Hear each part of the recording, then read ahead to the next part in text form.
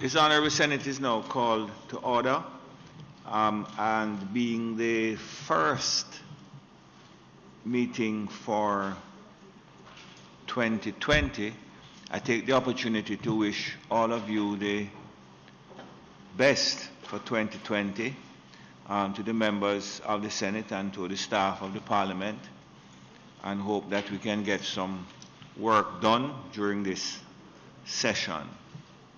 And just before we start, I had noticed that, and I don't know if you're aware of it, that a policeman was hit by a motor vehicle, apparently an errant driver of a public passenger vehicle in the New Kingston area, and I understand that he's pretty badly injured. So that is a couple hours ago in the New Kingston area. A traffic police officer was hit by a taxi, it is said. So our prayers are certainly with him as we reflect on the broader question of indiscipline on our roads. Statements by ministers. Announcements. Laid on the table of the Senate today are the following. Annual report of Petrojam Limited for the 2015-2016 financial year. Annual report of National Energy Solutions Limited for the 2013-2014 financial year. Annual report of the Nutrition Products Limited for the 2017-2018 financial year. Annual report of Petrojam for the 2016-2017 financial year. Annual report of the Postal Corporation of Jamaica Limited for the 2017-2018 financial year. Auditor General's Department Annual Report for the financial year 2018-2019. Report of the Auditor General on the financial transactions and financial statements of the Government of Jamaica for the financial year ending March 31, 2019, and a performance report of the Auditor General's Department. Ministry Paper number 1 of 2020, entitled Cabinet Agenda Issues for September 30, 2019. Annual Ministry Paper number 2 of 2020, entitled Cabinet Agenda Issues, 7th October 2019. Ministry Paper number 3 of 2020, entitled Cabinet Agenda Issues, dated 14th October 2019. Ministry Paper number 4 of 2020, entitled Cabinet Agenda Issues, dated 28th October 2019. Ministry Paper number 5 of 2020, entitled Cabinet Agenda Issues, dated 11th of November 2019. Ministry Paper number 6 of 2020, entitled Cabinet Agenda Issues, 18th November 2019. Ministry Paper number 7 of 2020, entitled Cabinet Agenda Issues, dated 25th of November 2019. Ministry Paper number 8 of 2020, entitled Cabinet Agenda Issues, dated 2nd of December 2019. 18th Annual Report of the Public Defender of Jamaica for calendar year 2018. Annual Report on Audited Financial Statements for the Registrar General's Department for the 2017-2018 financial year. Annual Report of Petrojam Limited for the 2017-2018 financial year. Annual Report of Spectrum Management Authority for the 2018-2019 financial year. Audited Appropriations Account for Head 5100, Ministry of Agriculture for the year 2015. Performance Audit Report on the Jamaica Library Service. The Independent Commission of Investigation, 3rd and 4th quarterly reports for the year 2019. Special Audit Report on the Caribbean Maritime University, Jamaica, and the Jamaica Second Supplementary Estimate for the financial year 2019-2020. President, before you move on, sir, from announcement, there are 3 copies, 3 annual reports from Petrojam. Is it possible for me to receive hard copies of those reports? You could just direct it to the clerk afterwards. You have hard copies available?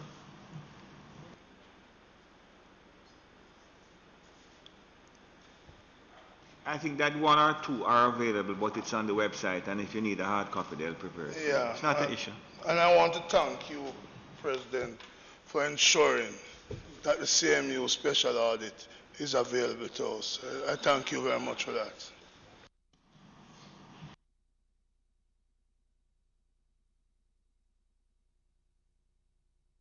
It's not often that I'm left speechless, you know. Bills brought from the Honourable House of Representatives. The following is a message from the Speaker of the House of Representatives. To the Honourable Senate, I have the honour to advise the Honourable Senate that on the 14th day of January 2020, a bill entitled An Act to Amend the General Consumption Tax Act and for Connected Matters was passed in the House of Representatives with 4 amendments. Signed, Pernell P. Charles, CDJP MP, Speaker of the House of Representatives. Mr. President, I signify, well, firstly, might I crave your indulgence to speak from a seat Thank that you. is not my Yeah, own. go ahead, please. I signify my willingness, Mr. President, to take charge of the bill. A bill shortly entitled the General Consumption Tax Amendment Act 2020, read a first time.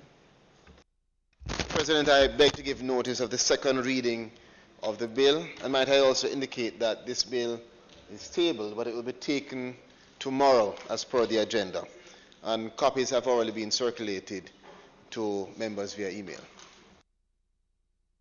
Thank you, Minister Charles. Petitions? Papers? Reports from committees? Notices of motions given orally? Mr. President, I beg to give notice that at the next meeting of the Senate, I will move the following motion. Whereas Jamaica is a signatory to the United Nations Convention on Psychotropic Substances, Article 5, of which limits the use of substances in Schedule 1, including psilocybin, to medical and scientific purposes, and whereas despite this restriction, an unregulated trade has developed around the use of psilocybin in Jamaica for recreational and other unregulated purposes, which could result in harm to those who use the substance and put added strain to the nation's already overburdened healthcare facilities. And whereas anecdotal and scientific evidence suggests that psilocybin may be beneficial in treating depression, post-traumatic stress disorder, and other psychiatric conditions, and whereas there is need for adequate research and investigations regarding the use of psilocybin locally, and whereas Jamaica's climate is conducive to the cultivation of psilocybin mushrooms and could support the development of a potentially lucrative industry in the provision of psilocybin-based therapeutic services in which Article 5 of the Convention applies, be it resolved that this Honourable Senate call upon the government to implement measures to encourage research into the social, cultural, and medicinal implications of the use of psilocybin, with a view to determine the conditions, if any, in which it can be administered for the treatment of mental illnesses. And be it resolved that the government also investigate the economic potential of the duly regulated psilocybin industry. And be it resolved that the government propagate and or enforce legislation to align current and future practice with Jamaica's laws and international obligations, and pending the results of relevant investigations, through amendments to the Dangerous Drug Act to see to the decriminalization of the substance for therapeutic use. Thank you. Thank you very much, Senator. Senator Brown, I bet you never know it was psilocybin tea.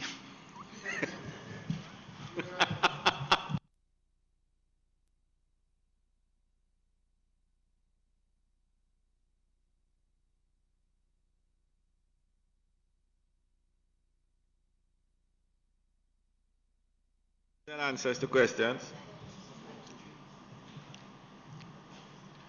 Motions that may be made at the commencement of public business requiring notice. Motions relating to the sitting of the Senate. Motions for leave to introduce bills. The presentation of bills without the leave of the Senate first obtained. Public business. Minister, how you intend to proceed today? Mr. President, it is my intention to proceed with a very important bill, the bill entitled the Patent and Designs Bill, and also thereafter to invite two of our colleague senators to present their State of the Nation for that debate, Senator Morrison and Senator Lambert Brown. But we will proceed with the bill first, and at some point, if necessary, hopefully we can conclude, but if not, we will pause and then allow the two senators to present. I noticed that although the bill looks fairly voluminous, maybe a third of it relates to forms. Yes, we should be able to get through today. Okay.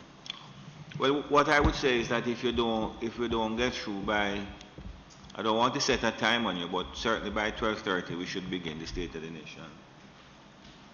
I am sure that members want to catch the 6 o'clock news.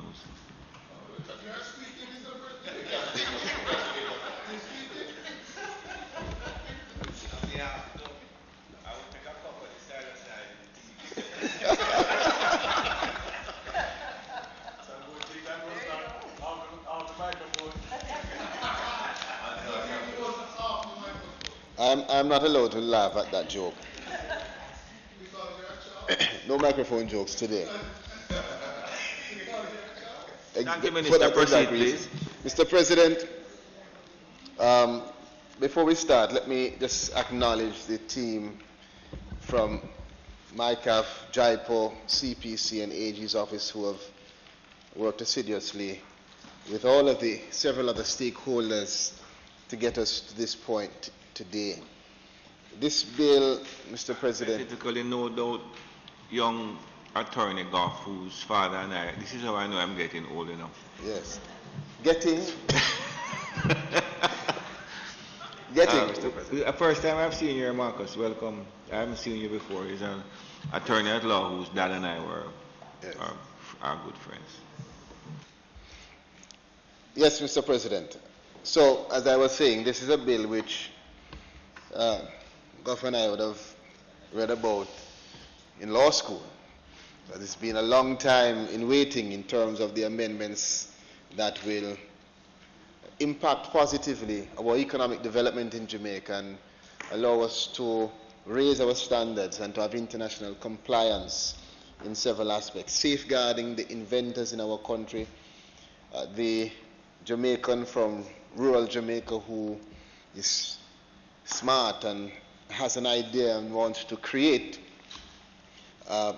but perhaps through this bill and the amendments that will flow from it will now receive much more protection, and hence we'll have greater promotion of the creativity and finding of solutions to our challenges in our country. This is a bill, Mr. President and colleagues, the Patents and Designs Bill, which seeks to reform the law relating to that area of patents and designs. And it does so by repealing our current act, two separate acts, the Patent Act and the Designs Act, which were enacted in 1857 and 1937 respectively. The bill also seeks to promulgate a new law, which comprises provisions relating to the law of patents and designs, as the deficiencies in the current Patent Act and Designs Act have precluded Jamaica's involvement in international arrangements, as both of those laws lack currently the requisite level of protection and application that is consistent with international norms and practices in the field of patents and designs. Accordingly, colleagues, Mr. President, the Patents and Designs Bill will fulfill Jamaica's international obligations in relation to patents and designs pursuant to the Paris Convention for the Protection of Industrial Property, pursuant to the Patent Cooperation Treaty and the Hague Agreement. It will also reflect the requirements of the agreement on the trade-related aspects of intellectual property TRIPS and the bilateral agreement between Jamaica and the United States of America.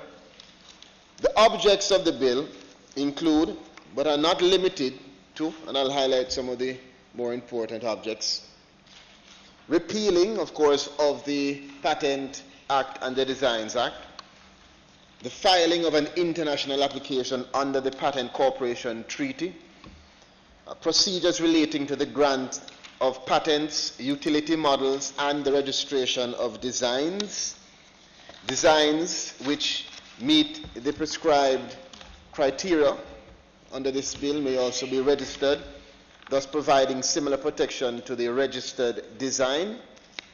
Also, inventions which satisfy the prescribed criteria set out in the bill will be granted a patent or utility model, as the case may be, depending on the complexity, thereby conferring on the right holder the exclusive right to exploit the patent or utility model for 20 years or 10 years respectively, and that's an increase in time from 14 years, which currently abides.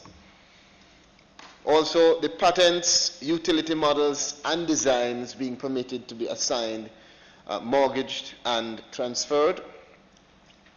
The government's ability also to acquire rights in relation to the use of patented inventions subject to the payment of compensation to the patentee.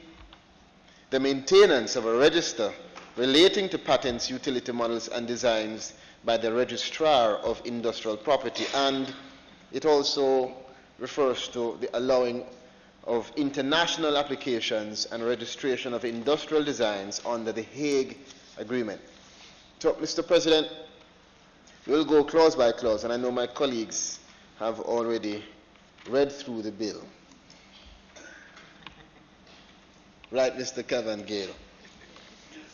And might I use the opportunity also, it's our first sitting, so I should have started by saying Happy New Year. I think I can still say Happy New Year to all of my colleagues. Yes. So for the clause-by-clause analysis, Part 1, which treats with the preliminary aspects of the bill, includes the short title and commencement provision. It also includes the interpretation section, which is very important, that defines the key terms used throughout the bill, such as convention, country, exclusive, licensee, exploit, foreign application, international bureau, invention, license, what is a utility model, how do we define the word work. This part allows also for the protection afforded to patents, utility models, designs, or applications under the Act to also apply to nationals of any convention country or WTO member state, and to nationals of a non-convention country or non-WTO member state under specific conditions, and that's very, very important. Part 2, Mr. President, speaks to patentability, and this part addresses the patentability of an invention. It dictates that an invention is defined as patentable only if it is new, involves an inventive step, is capable of industrial application, and does not fall under one of the categories of exclusion from patentability under the Act. And the part also sets out the categories of inventions which are excluded from patentability under the Act. The categories of invention which are excluded include 1, plants and animals, including DNA and cells, with the exception of microorganisms. 2, biological processes for the production of plants or animals, with the exception of non-biological and microbiological processes. 3, plant and seed varieties. And 4, methods of surgical and therapeutic treatment and diagnosis applied to the human body or to the bodies of animals. A grant will also be refused, Mr. President, where it would be contrary to public order or morality to grant same.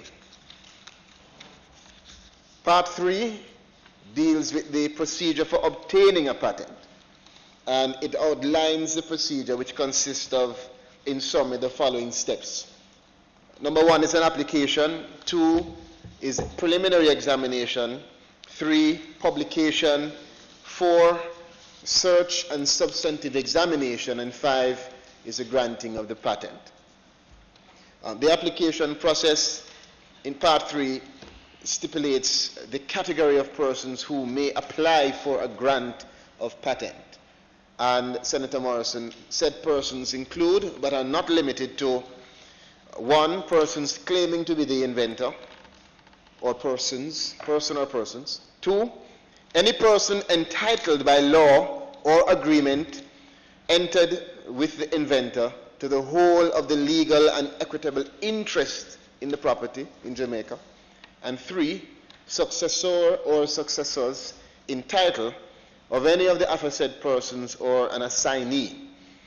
It is worthy of note, Mr. President, that the applicant is permitted to make an application to amend his patent application at any time before the granting of the patent.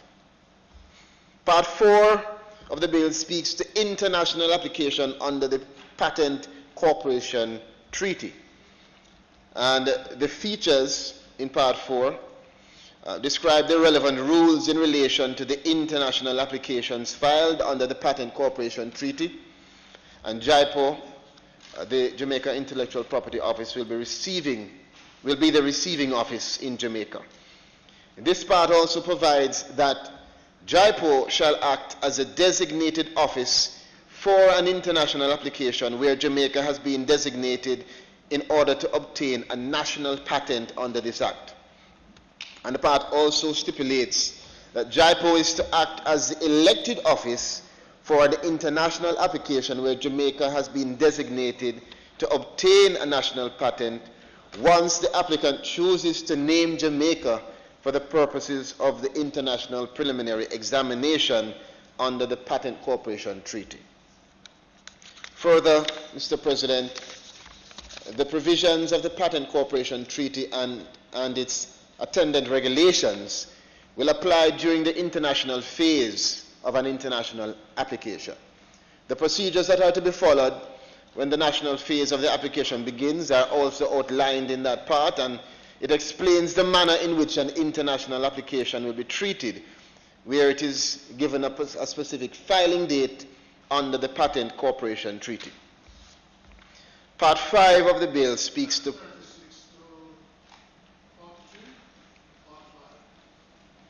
Yes, speaks... Okay, got it. Part 5, 36 to 43, is that? Because I don't have it here. Provides the property rights and ownership that addresses in relation to the patents, property rights and ownership, and a patent or an application for a patent, which we know is personal property. It confers exclusive rights on a patentee during the term of the patent and may be disposed of accordingly. And those exclusive rights mean that you can exclude other persons from using or accessing the patent without your approval. The part also sets out key principles in relation to the shared rights of 2 or more patentees, referred to as co-ownership of a patent to an invention. The Part 5 also stipulates, Mr. President, the circumstances in which an invention made by an employee shall be taken to belong to the employer, as well as instances in which the employee will be viewed as the first owner of the invention and thereby entitled to the patent. The part also empowers the court to make a compensation award to an employee in specific instances where the invention made by the employee is taken to belong to the employer. The part further provides that a contract entered into by an employee with his employer or with some other person at the employer's request, which has the effect of diminishing the employee's rights in his or her invention, is unenforceable. The provision is also made in this part for the employee's personal representatives or successor in title to exercise the employee's right to make or proceed with an application for compensation if the employee dies before an award is made for a patented invention that he has made. Moving on to Part 6, colleagues, which is clauses 44 to 51, dealing in patents. Part 6 of the bill highlights the dealings in patents. It makes provisions Mr. President, for the granting of voluntary licenses and sub-licenses. It also stipulates that a license or a sub-license may be assigned, mortgaged, or vested by operation of law in the same way as any other type of personal property. The part also makes provisions for the granting of non-voluntary licenses for a patent. This part provides that upon an application for a non-voluntary license, provided that the court is satisfied that the relevant grounds exist, the court may order the grant of the license to the applicant on such grounds as the court thinks fit. Part 7, colleagues, which is the use of patented invention by the government, and it speaks to clauses 52 to 57, Senator Brown. Part 7 makes provision for any patented invention to be used for the services of the government and stipulates that such use will not amount to an infringement of the patent involved. The right to use an invention will only be allowed if prior to such use, the proposed user has made efforts to obtain authorization from the rights holder, and such efforts have not been successful within 90 days. This requirement for authorization may, however, be waived by the proposed user in the case of a national emergency or extreme urgency in the case of public non-commercial use. The part also allows the responsible minister to, by order, permit any use for the service of the government. The minister is also required, colleagues, to inform, of course, the right holder that his invention has been used. Part 7 also provides for the rights of third parties in respect of the government and disputes in relation to the government's use of a patented invention. All disputes in relation to government's use must be referred to the court. Where an invention is used for the services of the government, the part mandates the government to pay the patent owner the agreed compensation. The part goes on to allow the court to make a declaration with respect to the exploitation of the invention by the government and to order the government to cease to exploit the invention. We move on to Part 8, Revocation and Surrender of Patents, and that is found in clauses 58 to 61. Part 8 addresses the revocation and surrender of patents. It provides, Mr. President, that any time within 12 months after the grant of a patent, an interested person may apply to the registrar for an order revoking the patent on any of the grounds specified in this part. The procedures that the registrar is required to follow once such an application has been received are also outlined in Part 8. And the Part 8 also allows a patentee to offer to surrender a patent. Accordingly, the part sets out the procedure for an interested person to oppose the surrender of the patent and mandates the registrar to enter the particulars of any revocation or surrender under this part in the register. Part 9 speaks to infringement of patent, and that's clauses 62 to 74.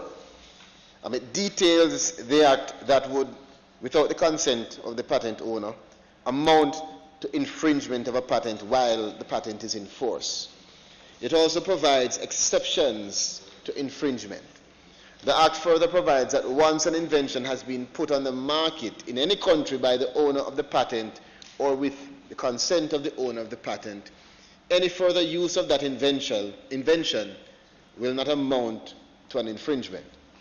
Under this part, the patentee is empowered to initiate proceedings before the court where his or her patent has allegedly been infringed. And this part also sets out the remedies to which a patentee would be entitled if successful in their application for infringement. Moving on to Part 10, which speaks to utility models. Part 10 is clauses 75 to 80. In Part 10, it sets out the regime in respect of utility models.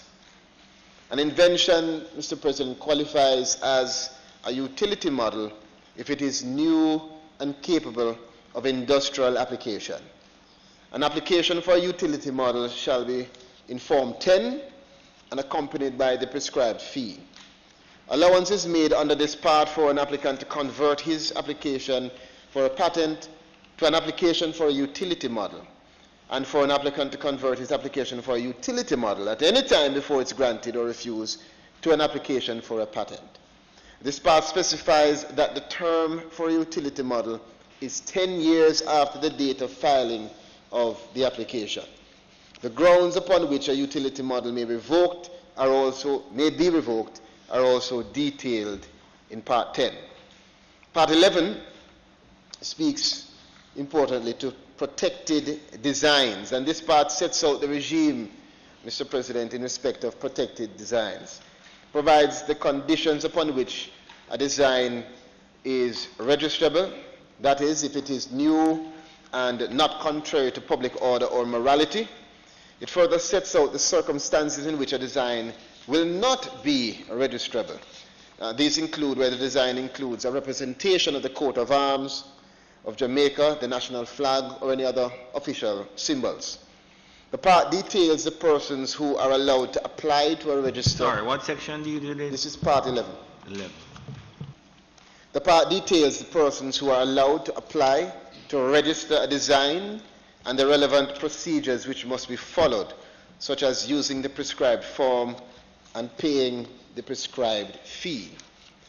Part 12, Mr. President, which is relating to the register of patents and utility models and, of course, the register of designs, as we spoke of a while ago, and found in clauses 99 to 111, establishes the register of patents, utility models, and designs. It provides for that register which is to be housed at JIPO, and the part provides the particulars relating to patents that are in force, registered utility models, and the registered designs which must be entered in the register as the case may be. It goes on to mandate that all the documents filed in connection with the registration of the particular patent or utility model must be made available for public inspection. The part provides that the register of patents and utility models and designs will be regarded as prima facie evidence of any matter required or authorized by or under this Act. The next part, Part 13, refers to offenses found in Clause 112 and Clause 113. And it provides simply, colleagues, for the circumstances in which an offense is committed under the Act and the applicable penalties.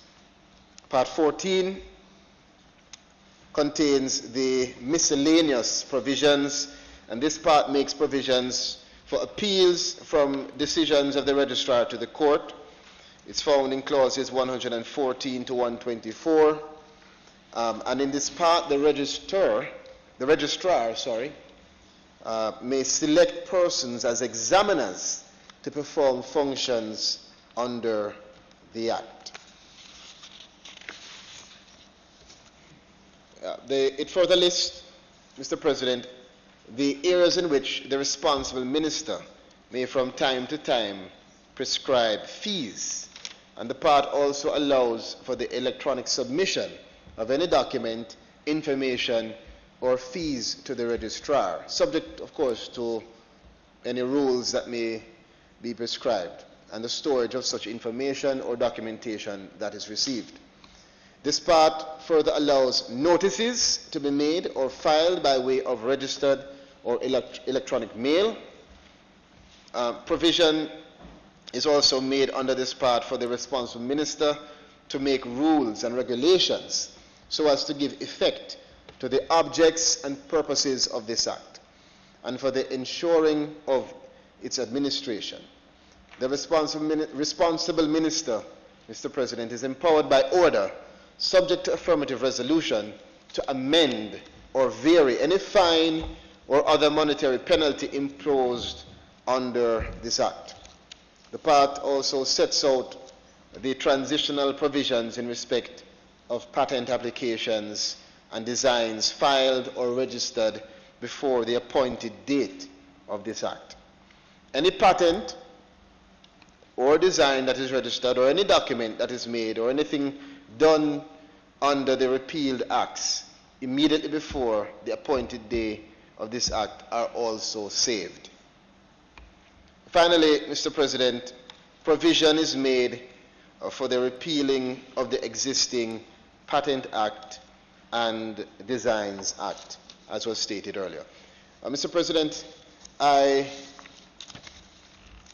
have tried to go through with some amount of detail, but understanding that my colleagues will be invited now to contribute to the debate. It's a very important debate, Mr. President, one that sometimes can be complicated and confusing, but I'm hoping that throughout the debate we will see and at least extract questions and concerns that can help to move this bill forward.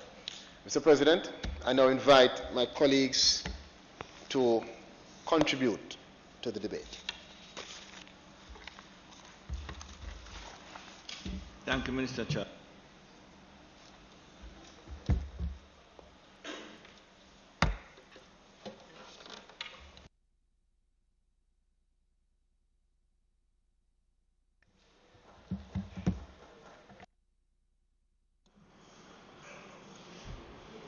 Senator Scott Motley.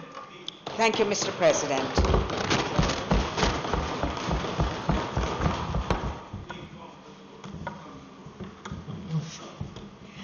Mr. President, I would like to take the opportunity of joining with yourself and the Minister in conveying my very best wishes to my colleagues, to the staff, and to our guests who are here today, as well as to the press.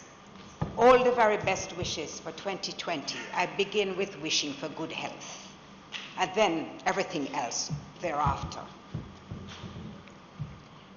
Mr. President, I am grateful for the assistance of Ms. Diane Daly, who chairs the committee, the Intellectual Property Committee of the Jamaica Bar Association, for assistance in taking me through the scheme of this legislation.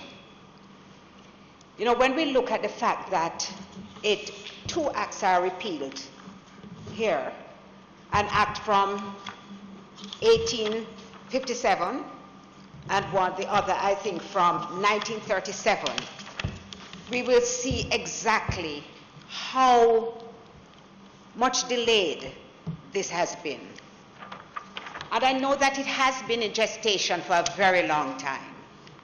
But I think what has been produced by the team demonstrates the great care which was taken to ensure that the Act is relevant and meets all international standards.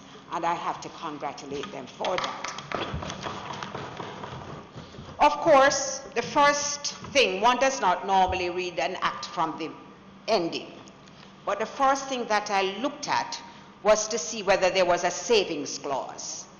Because I am very much aware of some of the complaints which I've received about applications which have been languishing and applications which have been outstanding for a very long time. And that was, of course, quite understandably a concern as to whether or not those would be preserved. And so I read the act from the end to the back. It is, I think, in a way, very timely that we are looking at this legislation now. Jamaicans have always been amongst the most creative persons in the world. They are driven always to best themselves at whatever they do. And I recalled watching a program once where persons were finding it difficult to pick sorrel. And at that time, everybody wanted sorrel. You know, it's like one of these things that became an instant rage because you were, apart from being a delightful drink, a beautiful color, we were now beginning to hear about the health benefits. And the people who were actually involved in this actually developed a machine to make it easier. Just easier to pick soil. I don't think they had any formal training, but they sat down and they figured it out.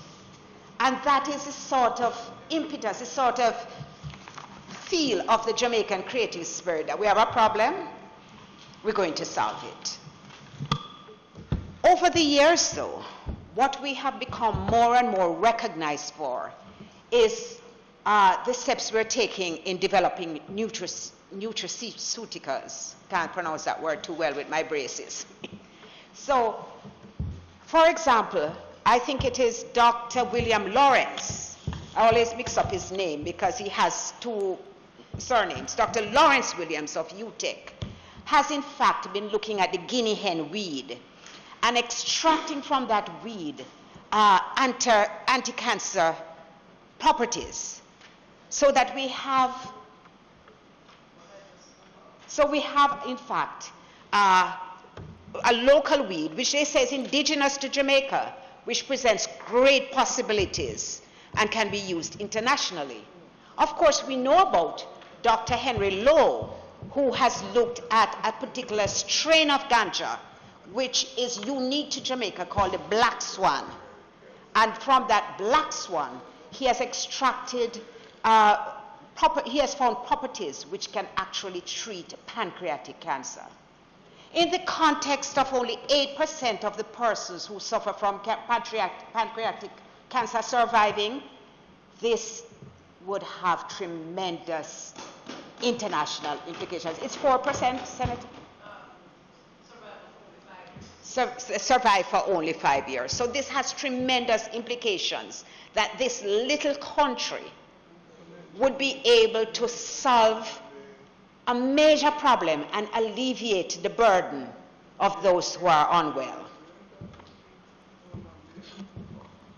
So, Minister, it's very specific legislation, and there are very few lawyers who actually practice in this field. With this legislation, I have no doubt that they're going to be called upon to provide their expertise in many areas. I must say, however, that there is a concern which has been well documented on behalf by the Jamaica Bar. And I took the opportunity to actually raise this matter with one of the officials this morning. She was very gracious to entertain my concerns. The concern is that Jamaica has determined that they will not require the use of an agent in the filing of an application. Now, it's an important point, because although the Act facilitates anybody walking off the street and filing an application, it was intended so to do because it was felt that everybody should have access. And this, in fact, is appropriate because it takes into account the creativity of the average Jamaican, as I started out saying, so that anybody can file an application. And that was so from the previous legislation. Let me be clear on that. But as time has progressed, one of the things that has happened internationally is that persons have been using agents to do so. And the agents actually have to be registered. In Canada, in Barbados, in Trinidad, other places in the Caribbean, and in the US. In the US, I think that initially it was only the applicants were and registrants for trademarks must use an agent. It's now expanded. Both trademarks and patents in the US, you have to use an attorney.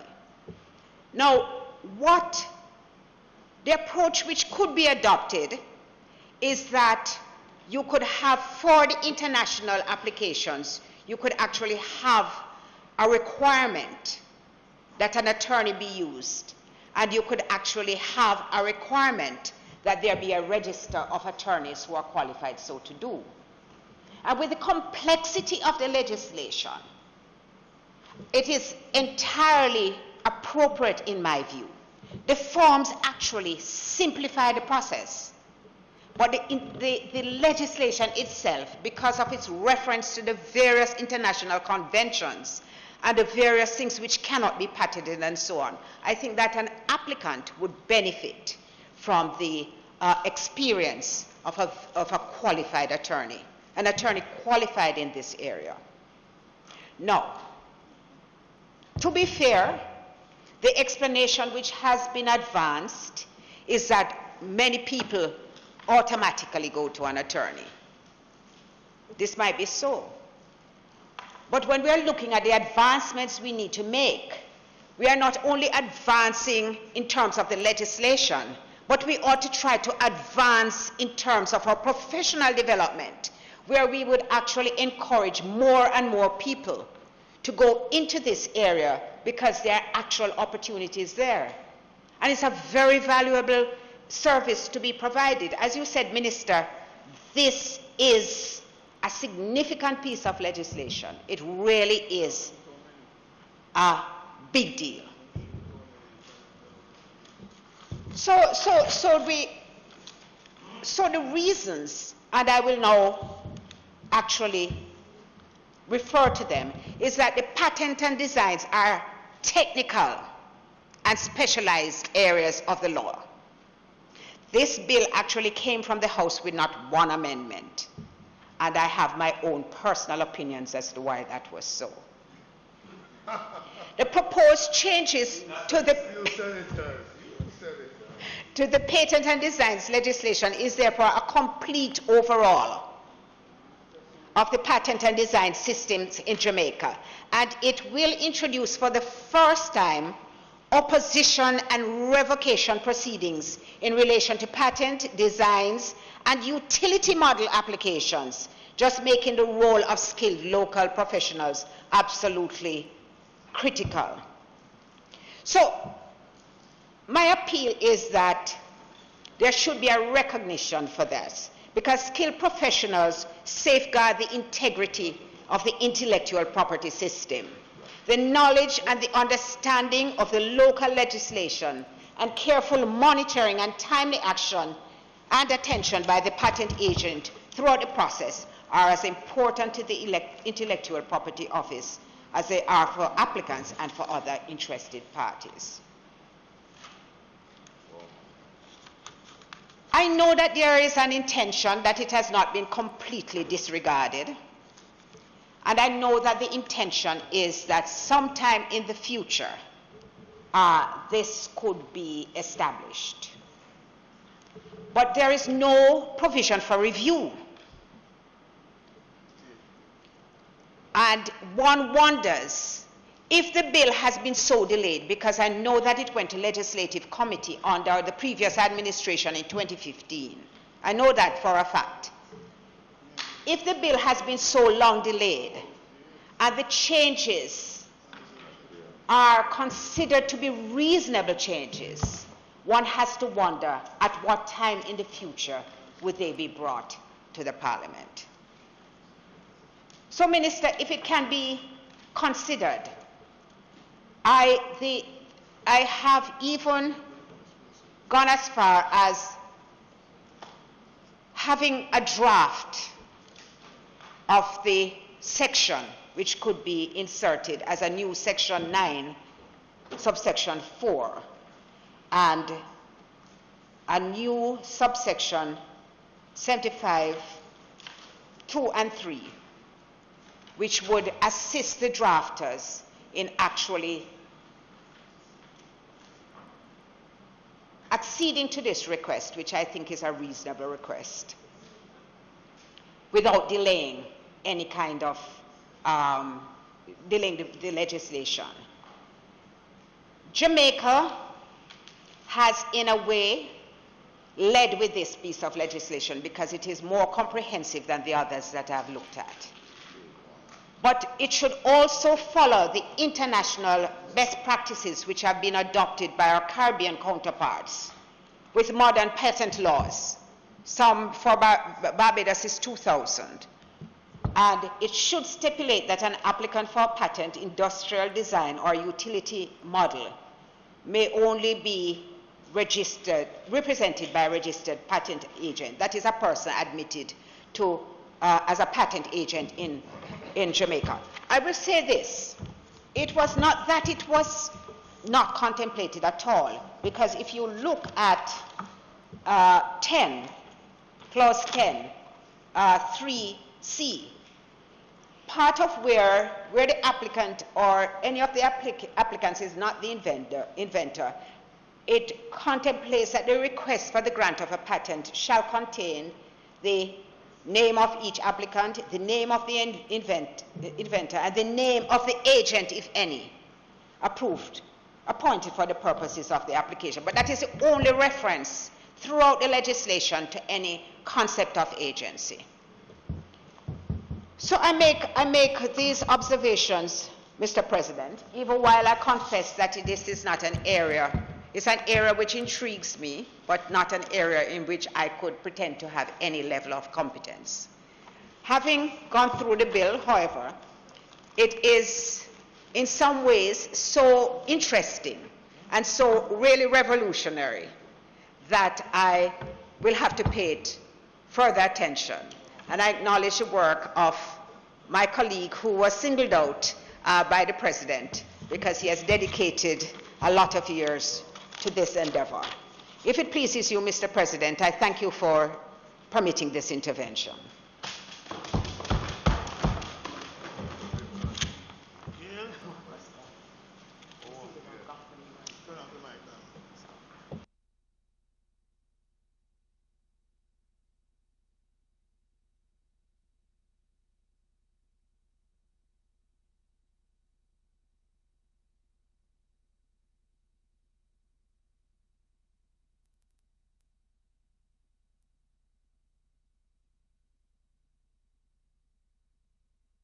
Mr. President. I'm sorry. Thank you very much, Senator Scott Motley. Senator Gale. Thank you, sir. Mr. President, let me use this opportunity to wish all my colleagues all the very best for 2020. And might I also say, sir, the temperature in here is interesting. Well, I'm not from Manchester, Senator Skeffrey. Mr. President, I want to welcome the decision of the government to update the provisions of the protection of patents and designs in this new bill. The matter, sir, could not have come at the right time, the better time, after a decision by the management of the American singer Miley Cyrus to pay to our own dancehall singer Flower Gun the returns. Well, I don't know much. It's still negotiable, but I hope that he can get his due in that regard. The bill, sir, will ensure that Jamaica ends up with one of the most modern and useful patent systems in the world. Passing this bill today is just not enough, because I'm suggesting that it must be supported by a robust education program. And I understand that MICA of the ministry in which it falls has been seeking the support from the JMA to create that educational project. And so it's a great opportunity to have this collaboration between the state and the private sector to educate Jamaicans about the use of talent to create wealth. And we must recognize that Jamaica is at a place where culture meets commerce and industry, and everything else can become productive. No more than ever, we must find rigorous ways to understand and measure that which eludes us, our cultural value. And it is something that we must exploit. So, President, Jamaica has a rich cultural heritage that holds a profound influence and impact the global arena. And it's one of our most natural resources for economic and social development. And with relatively low intellectual property knowledge, with low industry infrastructure and incentives, we have managed as a country to develop an expansive and diverse cultural creativity into commodities that entertain and educate the international level. Because of our cultural value, our level of creativeness, the world looks upon us. I've seen places where people want to talk like us. People want to look like us. People laud us because we're Jamaicans. And so one of the things we have to do is that we have to exploit our creativity to the benefit. Where what? I'll give you an example. So I was in some trade unionists in Hiroshima, and we're looking somewhere to eat. And we see this sign, Jamaican restaurant.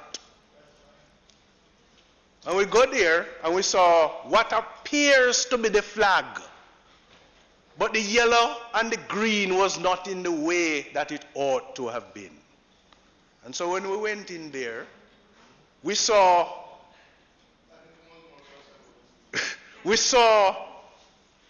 what appeared to be, they call it Jamaican dishes. But there was not one Jamaican in the place. It was all African descent. All African descent. And what I'm saying, Mr. President, there are persons in this world who exploit Jamaica and exploit what we have produced. And in this bill is one that is seeking to protect that exploitation. Mr. President, our cultural creativity continues to be a vital component of our country's prosperity and sustaining our development. What continues to elude us is the financial reward of the copyright based on industries. So, governments worldwide have exploited their own cultural and creative industries to be a significant force in modern economy. And they have implemented strategies and initiatives targeted at preserving the development of those industries. So this is much more than just passing a legislation. We have got to develop those initiatives and those strategies that will ensure, Mr. President, that we as a country and our people benefit from the passage of this legislation. And given the importance of culture, the need for policy preservation today, it's more pressing. And we must also put in place policies that ensure that this works. Mr. President,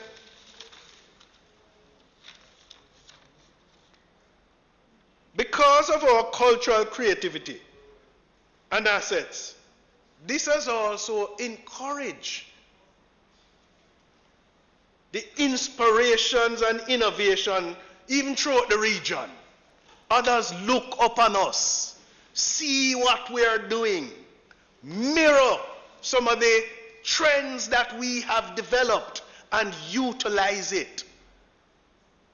We have the opportunity today and onwards to exploit that creativity and turn it into wealth for our people. So let us continue to advocate for international recognition and intellectual property legacies that belong to Jamaica. That belongs to Jamaica. We have to preserve it. We also, Mr. President, have to pursue increased research and studies in our culture and creative sectors. We must identify the best preservation practices and techniques to protect our assets. Mr. President, training is also key. So let us provide training on international best practices with respect to production, distribution, and market penetration. Because it makes no sense that we create and we invent and we build, but we're not penetrating the global market. And, you know, President, whilst some may speak of a division in CARICOM, at this stage of the game, we're operating in a world where there are no borders, there are no boundaries, where big countries and big companies can exploit and reap wealth on what we have developed, invented, built, or even imagined. And so I'm encouraging CARICOM that when we go to these WTO trade agreement, we have to go there with one voice. We have to go there with one voice, identifying those initiatives, those things that we want to pursue in agreement to the benefit of CARICOM and the region. Mr. President, I want to draw attention to part 5 of the legislation, that which speaks to property rights and ownership. And I have particular interest to clause 39 through to 41. Because 39 through to 41 is speaking of inventions by employees. And I'm glad that there is recognition in the legislation that it's seeking to protect the role and functions of employees in an organization. Because 39.1 is subject to section 40 and notwithstanding the provisions of any rule of law, an invention made by an employee shall be taken to belong to the employer. And it speaks of if the invention was made in the course of normal duties of the employee, or in the course of duties falling outside the employee's normal duties, but specifically assigned to the employee. So it assumes that the employee can develop this invention outside of normal duties because of continuous research and techniques applied by the employee. But B, 39B, if the invention was made in the course of the duties of the employee and at the time of making the invention, because of the nature of the employee's duties and the particular responsibilities arising from the nature of the employee's duties, the employee had a special obligation to further the interests of the employer's undertaking. So this is again under the duties of the employee. But an invention made by an employee outside of the circumstances specified in subsection 1 shall belong to the employee. So the others made reference to the duty of that employee. But suppose you had a situation, Mr. President, where another employee outside of the duties assigned to him or her created an invention. Then are we to assume that 39(2) is seeking to protect that employee or to reward that employee? Now, 40... Yeah.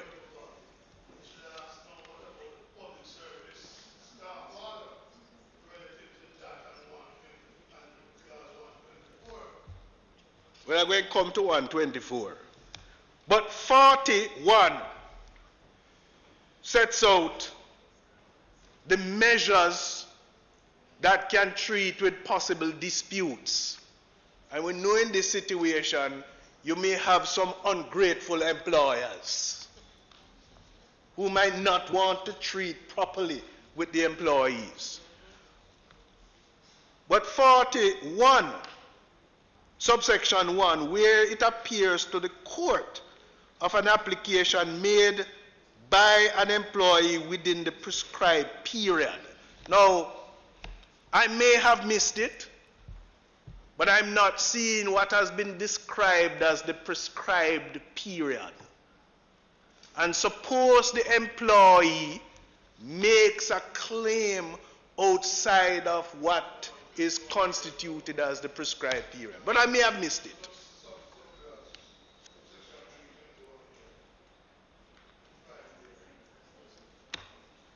And is that period sufficient enough to make the claim? Is that period sufficient enough to make the claim? Because you may have a situation where the employer might start deriving the benefits of the invention outside of that period. So that is when it becomes tangible to the employer. Are you suggesting that because the submission by the employee is outside of that period, then the employee would not benefit?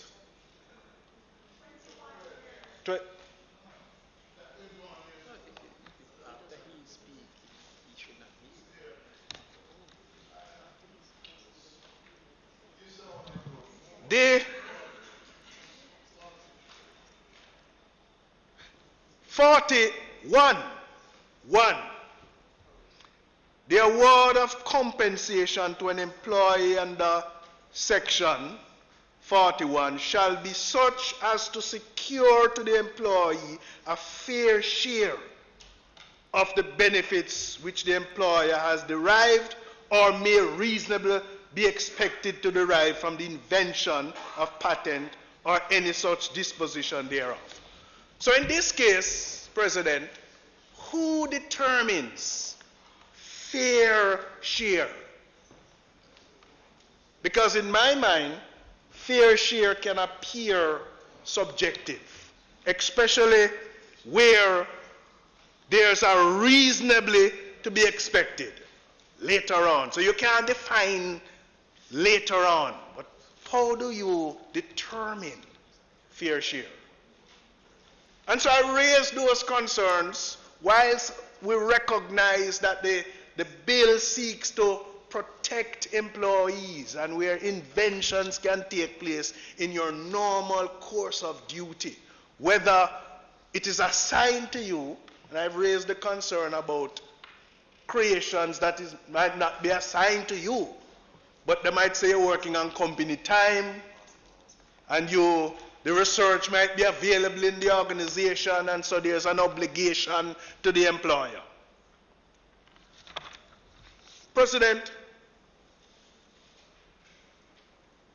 this is an extremely important piece of legislation. And so,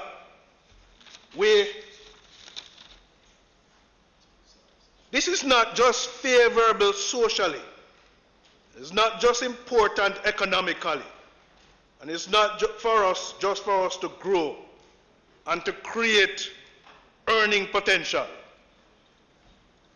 Our cultural creativity and assets is what identifies us as a country.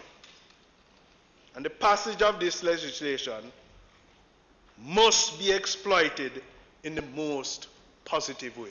May it please you, Mr. President.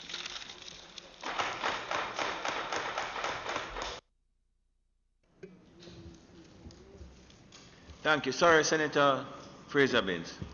Sorry, 1 minute. Thank you, Senator Gale. Senator Charles, you had said something to me, but I noticed that she's going to speak. Okay.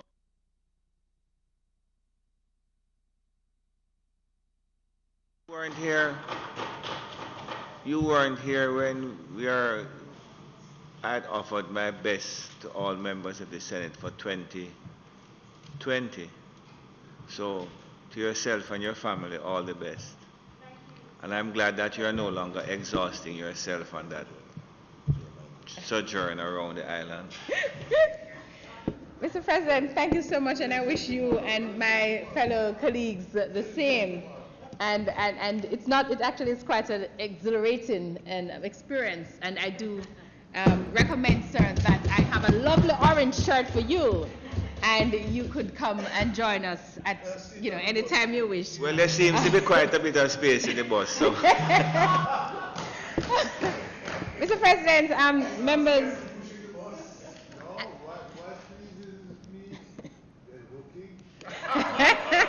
I'm not just looking, but they're frightened and afraid, wondering.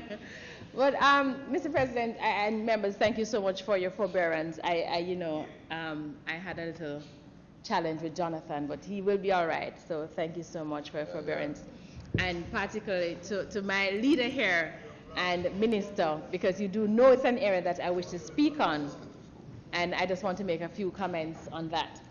First of all, Mr. President, and I'm sure the Minister and Senator Scott Motley in their presentation would have commended the staff of Jaipur. And before I make my contribution, I personally want to put on record my commendation to the staff. I see Mrs. Lily Claire Bellamy here, I see Marcus Goff here, and I mean, except for this occasion, I always call on them, this is happening, what are your thoughts? And I think over the years, they have done a tremendous job in reshaping Jaipur, in positioning Jaipur, and bringing the issue of intellectual property generally to the fore and the consciousness of Jamaicans. And I really just want to commend you and wish you all the best and continued success. It is not a secret, sir, that the creative industries remain, and I've said this over and over and over, remains in so many ways one of Jamaica's best hope for real progress. And when we talk about the creative industries, we're not just talking about music, we're not just talking about poetry, we're not talking about geographical indications which we have seen and debated in this House. We're not just talking about the Blue and John Crow Mountain, which we have gotten thanks to Minister Lisa Hannon continued, and Damian Crawford, and continued with Minister Grange. We have gotten them recognized as UN sites, UN heritage sites. We're not just talking about that, but we're also talking about the other side of the creativity of our people, and that is the invention side of it. And that is what we're discussing today, the patent. And I am so very pleased that at last we're discussing this today. But I also want to say that a lot of work has gone in, and I want to commend former Minister Anthony Hilton for the work and the commitment that he showed. And again, I'm very pleased that we're here today to discuss.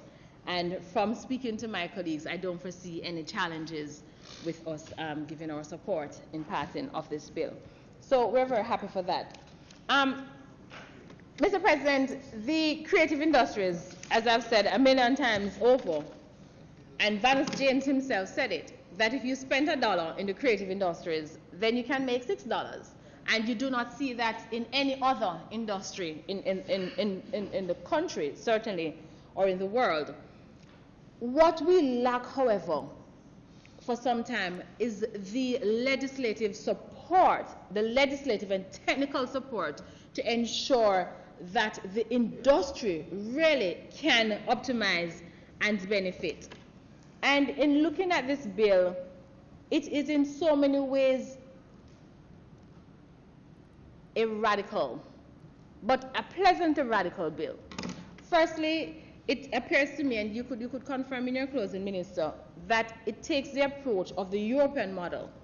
And if that is so, I am very pleased, because the European model is a model that has been tried, tested, and proven. It is perhaps the gold standard when it comes down to patent protection.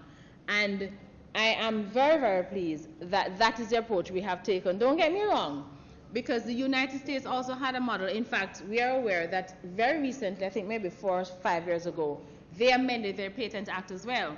But the gold standard in this regard is the European model. And to my knowledge, that is the model that we are following. And that is a very good start. The issue of patents has a lot of, and I hear Senator Cavan-Gill spoke about it, spoke about other things. But what I did not hear, and perhaps I came in late, was the financial implication that it has. Because you see, especially in the pharmaceutical industry, this is where we make our money. And I'm going to come back to that, but I have to talk about something that is very near and dear to Senator Andre's heart, and that is the marijuana, the medical marijuana. So this presents an opportunity for us as Jamaicans to capitalize on that industry. I mean, and it's not new. We already have our own professor from Eden Gardens, Henry Lowe, yes, who for many, many years have been working in this field, has been coming up with different invention in this area. And with the decriminalization of marijuana, with the effort and the interest and the focus on medical marijuana, and with this piece of legislation, then I do believe that Jamaica is poised for real progress. I am asking, however, that is a process that has to be managed. It's a process that needs to be educated. Persons have got to be educated on their rights. Senator Gale spoke about the employees versus the employer. This is something that I think public education, it's a charge that I'm giving to Jaipur, for them to continue the public education that they have started. But this is an area where I believe we need to go into the streets, into the universities, into our technical school, well, we don't call them technical schools anymore, into our STEM schools, where we can encourage persons to start thinking and start exercising and start getting deep into their creativity and unearth this. So I'm very happy about that. There's a lot of money that can be made, and I am hoping, Minister, that the systems will be put in place to ensure that the funds that are collected are utilized for specific purpose. And in my mind, that purpose has got to be the further development of the industry, training of staff, not like CMU, training of staff, as well as to position Jamaica internationally as the place. And as you speak about position in Jamaica, you will have to forgive me, Minister, but I am not sure if we are a member of the PTC, and if we're not, then certainly this piece of legislation lays the foundation and the pathway for us to become a member of the PTC. For members who don't know, it is the patent treaty country, which in a way, you know, simply put, it really is a one-stop shop. And once you are a member of the PTC, then you find that any inventor can register their international registration in Jamaica, and that will suffice for all PTC member countries. But the benefit of that, apart from the efficiency of it, is the financial implication. So, for example, in the United States, to do a preliminary registration is $270 US. To do a conversion filing, you're looking at $2,000 US. And if you convert that to Jamaican, then you can understand the potential for generating income. And so it is something that I'm encouraging. If we already are not, I actually didn't have an opportunity to check, but if we're not, then I think it is something with this dynamic piece of legislation that we can do quickly and have that benefit. I have a little concern, Mr. Minister, and it has to do with the composition. I wasn't sure, and I'm not clear rather, whether there is going to be a separate unit, so to speak, that deals with patent registration and how that is going to be treated. But the recommendation I have is that when we consider staffing, that we ensure that our staff members will be technically sound, and some of that money that we are collecting will go towards training. But also that registration, and this is something that has been done throughout the world, it's not unique to Jamaica. In some countries you have it, is that the registration should be done by registered patent agents, persons who actually know what they're doing, not just somebody who comes and decides to do a registration. And so that is something that I would want to recommend as well. I also am recommending, Minister, that there is a provision in the bill for grace period. I did not see it, I don't know if I overlooked it. But what is grace period? Essentially what it is, like in the United States, for example, if one invents something and does not register, but they publish it, so they do an article, for example, on that which they have done, then what happens in the US is that there's a 1-year grace period where the publisher can still claim invention. Yeah? In the European model, that does not exist. What exists is that once it is published, it is deemed to be in the public domain, and as such you can no longer claim for it. You cannot file for an invention. In the US, the opposite obtains. And I'm recommending that in Jamaica, again, because it is, though we have an act, this is really a whole new legislation, a whole new way of thinking, it's a whole new culture for us, that is something we could consider. And it will not affect us, you know, in a negative way. In fact, I think what it will do is that it will help more Jamaicans, particularly our persons at the University of the West Indies, who from time to time, they do so many different things and they just go ahead and publish and not even thinking about, hey, you know, we could capitalize on this, even if not for personal benefit, but for the university benefit. And so I'm recommending that period, that grace period, and something you could discuss with the technical team, but that grace period for inventors be considered. The other thing as well, Minister, has to do with where you have co-inventors who fall apart, so to speak, before the actual invention is registered. Again, you will forgive me, but I am not seeing if there's any provision in the Act for it, but if not, I'm recommending. Because from time to time, you know, Tom and Sue will be working on a particular invention, and just before it is registered, something happens, and Sue's name is not recorded as an inventor or a co-inventor, and so all the benefit goes to Tom. And so I am recommending that there is some provision in the Act that deals with situations like that, or allowing co-inventors or their estate to benefit in such a situation, providing sufficient proof can be given. So that is another recommendation I have for you. That sounds like what? Okay, so that is another recommendation I would have for your consideration.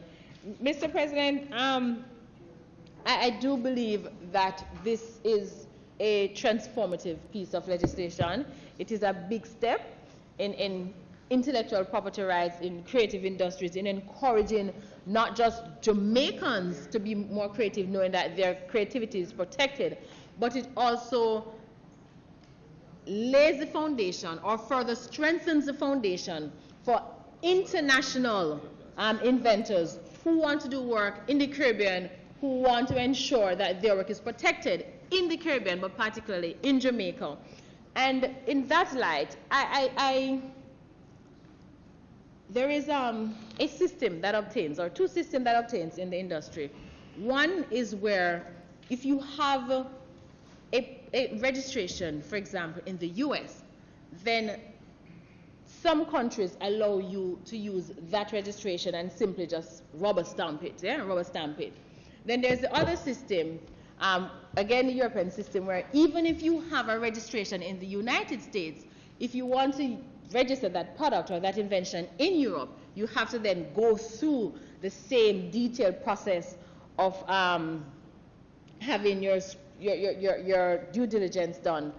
I believe that for a new, and I use the term new in quotes, but for a new and developing system as ours, then perhaps the better approach would be where even if you have an invention in the US or in another country, that once you're coming to Jamaica, that you still must go through that. And I made that recommendation because, you see, we want to position ourselves as not just the place to be, but a credible place to be. And you have to assure, and in speaking to other persons in different countries who do patent law, they tell you that they want to be assured that a rigorous system to protect their invention exists. And so I am recommending that. Mr. President, Minister, colleagues, those really are my very few comments, but do rest assured that I stand in complete and full support of this bill, and I do believe that it is a bill that has many fathers or many parents, and it is something that will only be to the benefit of Jamaica. I am asking, however, that while we pass this bill, that due consideration be given to the staff at Jaipur who will have the duty, perhaps the burden, of implementing, and that sufficient financial support, Minister, sufficient financial support is given, sufficient training continues. And I say continues because Jaipur, having interfaced with their staff so many times, they're very, very qualified and well trained. Mrs. Bellamy, you're doing an excellent job. And I just want to say that, I do hope that the resources are provided so that you can continue your very good job. And let me say again, the financial resources are provided. Now, we are going to be getting some money from this minister, so I know that we should not have any problem in terms of financial support. And with that said, Mr. President, thank you so much, and members, thank you. Thank you, Senator Fraser-Binns. Minister.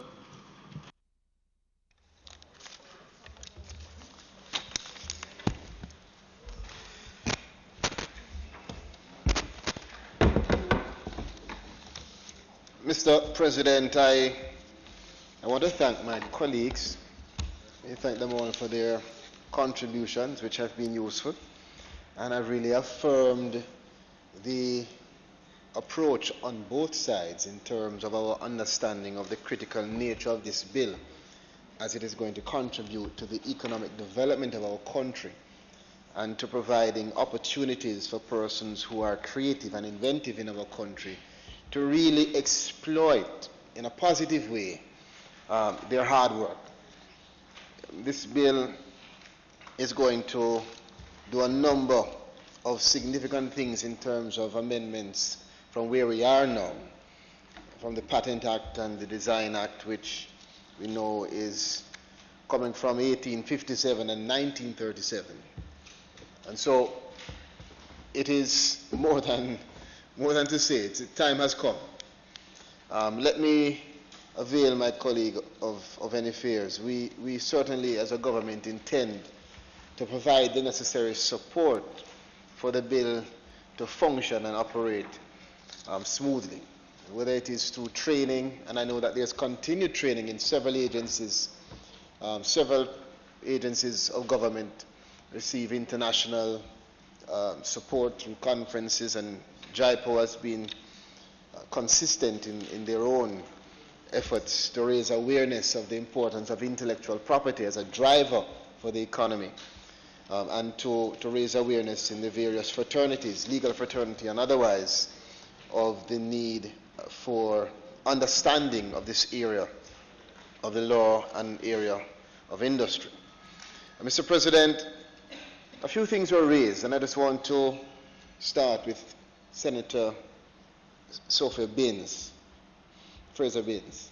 You spoke about the grace period, and I want to refer you, for my colleague, to sections 5.4, which speaks to patents, and 83.3, which treats with those concerns that you have in relation to the grace period to claim the invention. And in that, you'll see that 12 months is given to file an application. The grace period of 12 months is given to file an application. 5.4, section 5, subsection 4. All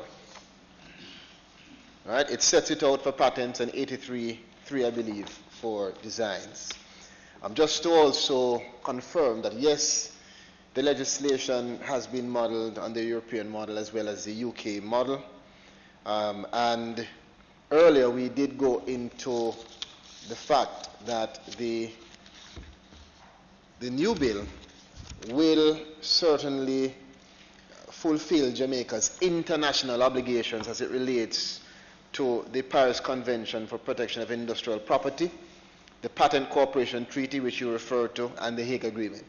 So it raises our compliance and consequently will provide an opportunity for several areas in Jamaica. We will be seen as an environment that can now accept more foreign direct investment, more persons who will want to come to Jamaica and will see Jamaica as being fulfilling the international standards. The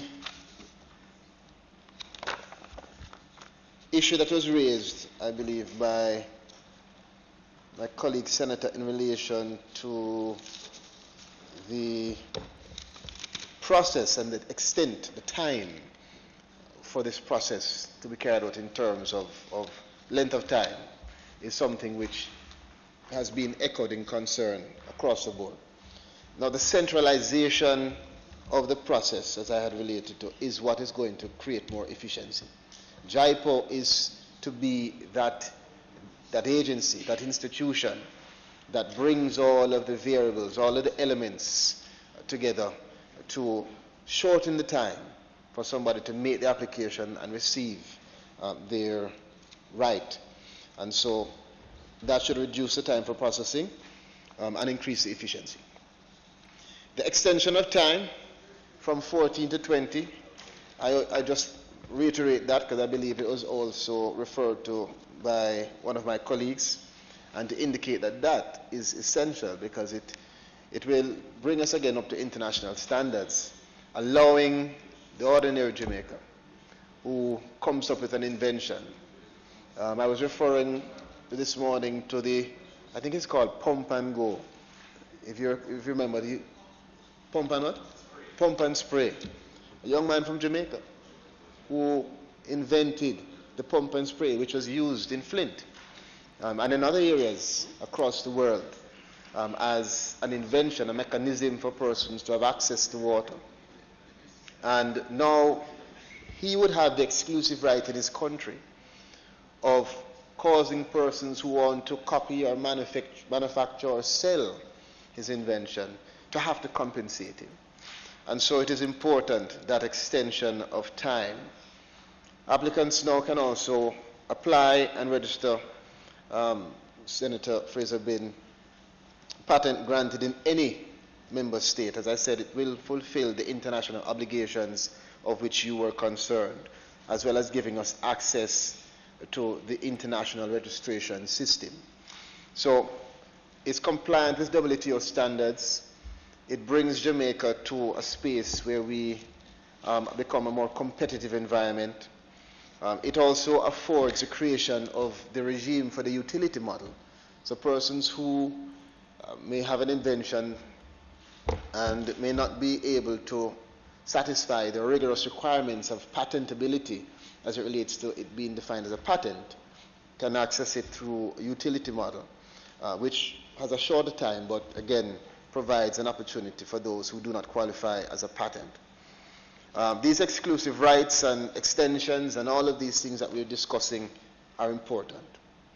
Important because it's going to provide higher returns for investment, for Jamaicans who are creative, for Jamaicans who, no matter where they are, come up with an idea and want to be able to capitalize that idea. It increases the negotiating power. The first thing someone will ask you is whether or not you have the right Do you have it? Is it patented?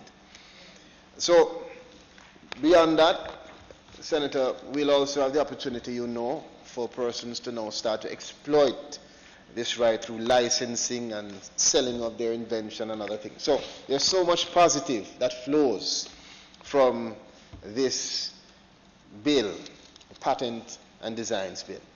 Mr. President, it is now 12:35. I'm hoping that we could go to committee stage quickly, see how it is there, and perhaps if we're not done within 15 minutes or 20 minutes, then we move to the State of the Nation.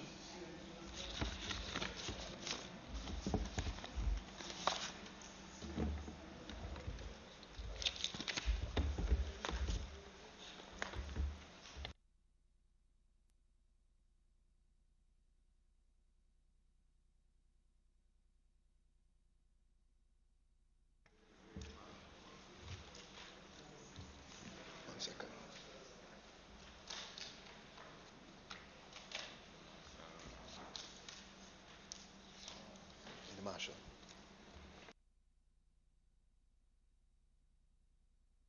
Yes, Minister, the question is? Ask, Mr. President, the bill be read a second time.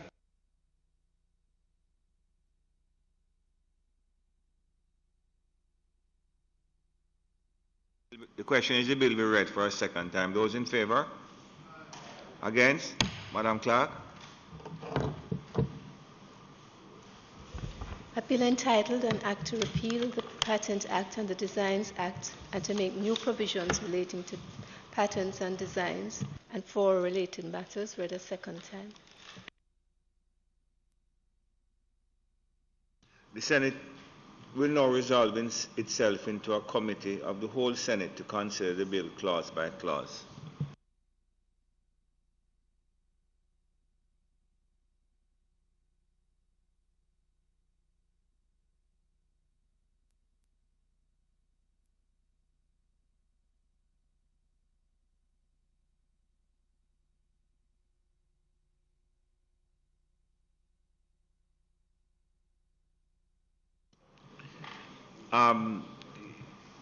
With the concurrence of the Senate, can I put clauses 1 to 3? With the concurrence of the Senate, sorry, Senator Charles? I crave indulgence, Mr. President. 1 second.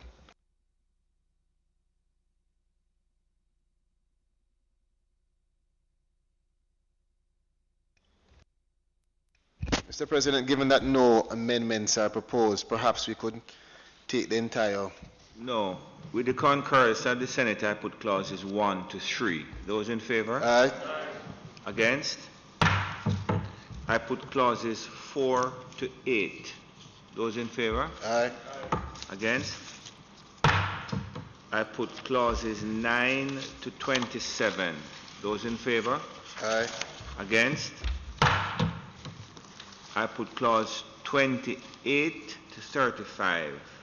Those in favor? Aye. Against? I put clauses 36 to 43. Those in favor? Aye. Against? I put clauses 44 to 51. Those in favor? Aye. Against? I put clauses 52 to 57. Those in favor? Aye. Against? I put clauses 58 to 61. Those in favor? Aye. Against? I put clauses 62 to 74. Those in favor? Aye. Against? I put clauses 75 to 80. Those in favor? Aye. Against? Ayes have it. I put 81 to 98. Those in favor? Aye. Against? Ayes have it. I put 99 to 111. Those in favor? Aye. Against? Ayes have it. I put clauses 112 to 113. That's reflecting part 13. Those in favor? Aye. Against? Ayes have it. I put clauses 114 to 127. Those in favor? Aye. Against? Ayes have it. Members of the Honourable Senate, I put the first schedule. Those in favor? Aye. Against? Ayes have it. I put the second schedule. Those in favor? Aye. Against? Ayes have it. I put the title and enacting clause. Those in favor? Aye. Against? The question is that I do report the bill as having passed the committee stage without amendment. Those in favor? Aye. Against?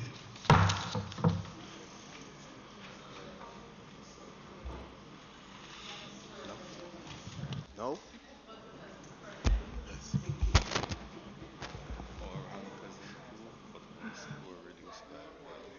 Report the bill as having passed committee stage without amendment. Yes.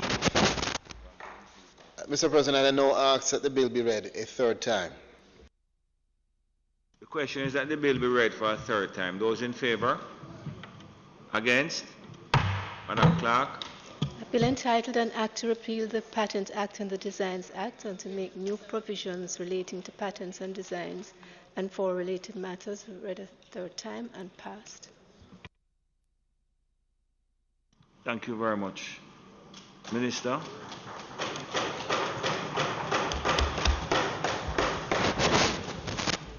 Mr. President, I think we have to acknowledge that this Senate is a working Senate and we're getting work done.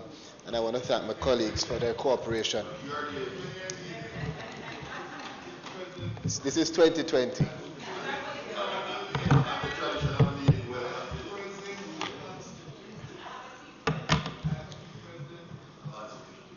Mr. President, I think that I speak on behalf of all of us on both sides, and again, just thanking our colleagues, Mrs. Bellamy, Mr. Goff, and all the colleagues, Mrs. Sutherland Reed and others from MICAF and, of course, AG's office and CPC. They came here early this morning for me to harass them with questions, and I want to thank you for really assisting us and for all the work you've done for so long. Jamaica appreciates and thanks you. Yes, and for assisting all of us as colleagues.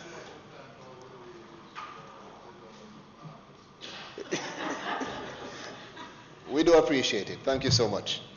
Mr. President, having advanced, I think it is an appropriate time for us to invite Senator Morrison to make her contribution through the State of the Nation. I invite Senator Morrison at this time.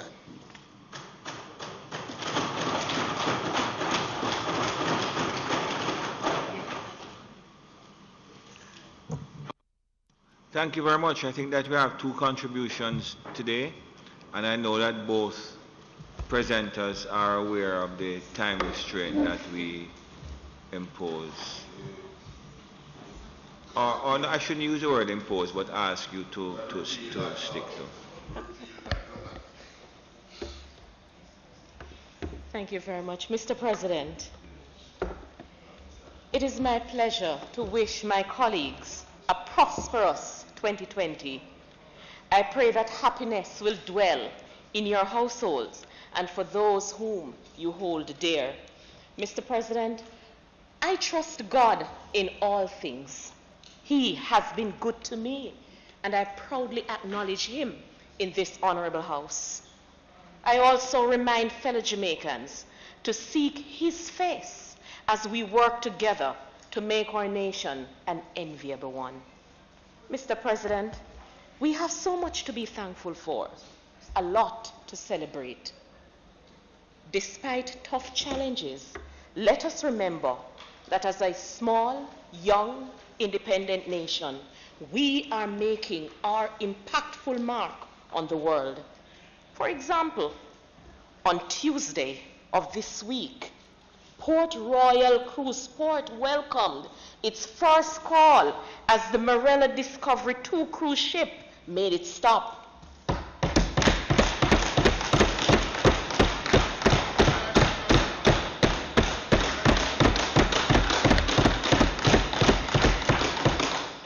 His Worship the Mayor of Kingston and St. Andrew, Senator Delroy Williams, in his December 2016 inaugural speech, spoke of having the vision of having cruise ship arriving in the Kingston Harbor and transforming Kingston into a destination city.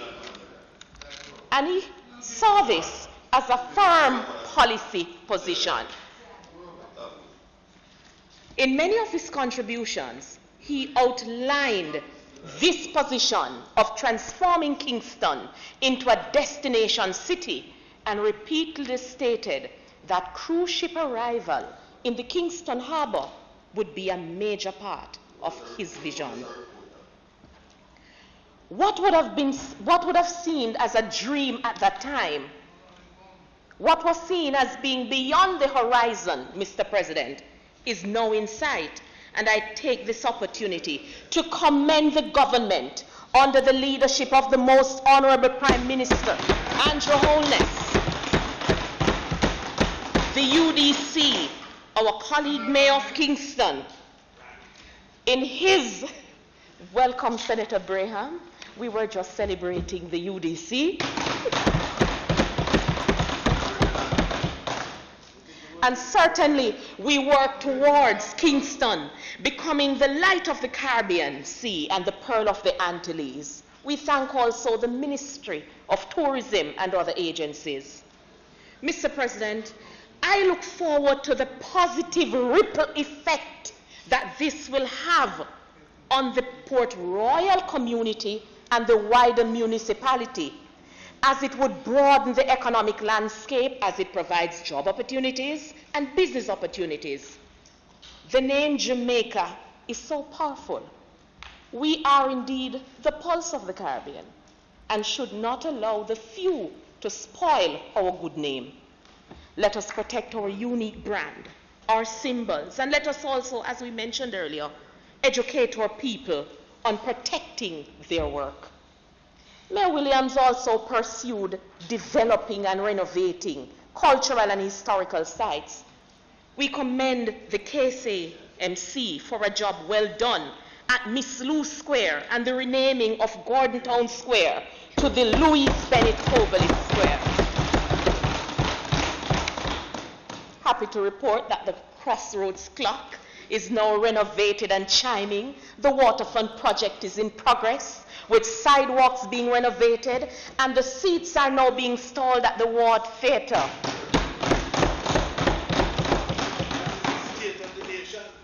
Mr. President, Mayor Williams also hopes to remove the buses out of Parade and transform Parade into a beautiful recreational space showcasing Kingston's rich history, cultural heritage, and to have a multifunctional transport center constructed along Darling and Petron Street. Let us give our support to this.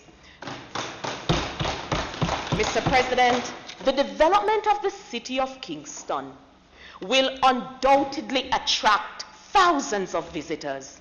And I remind everyone that the essence of brand Jamaica is our warm, beautiful, generous, and enterprising people. The people make brand Jamaica happen. I support the PM in his call for the locals to be included in a strategic way so that they too can enjoy the benefits of a booming tourist industry. It is not enough, Mr. President, for us to boast about filling rooms at all-inclusive resorts and for visitors to enjoy high-end restaurants and other services.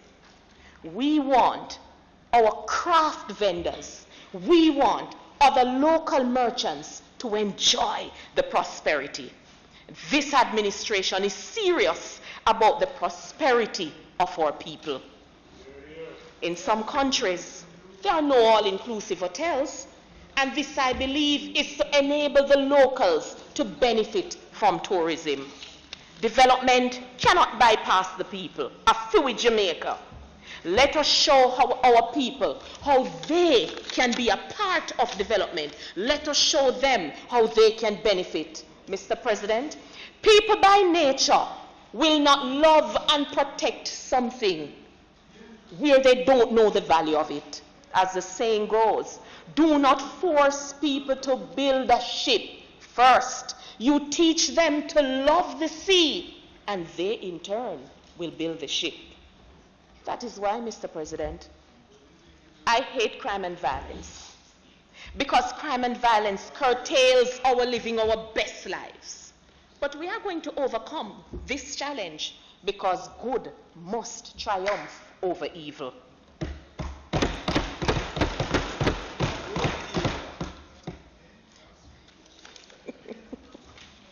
Mr. President,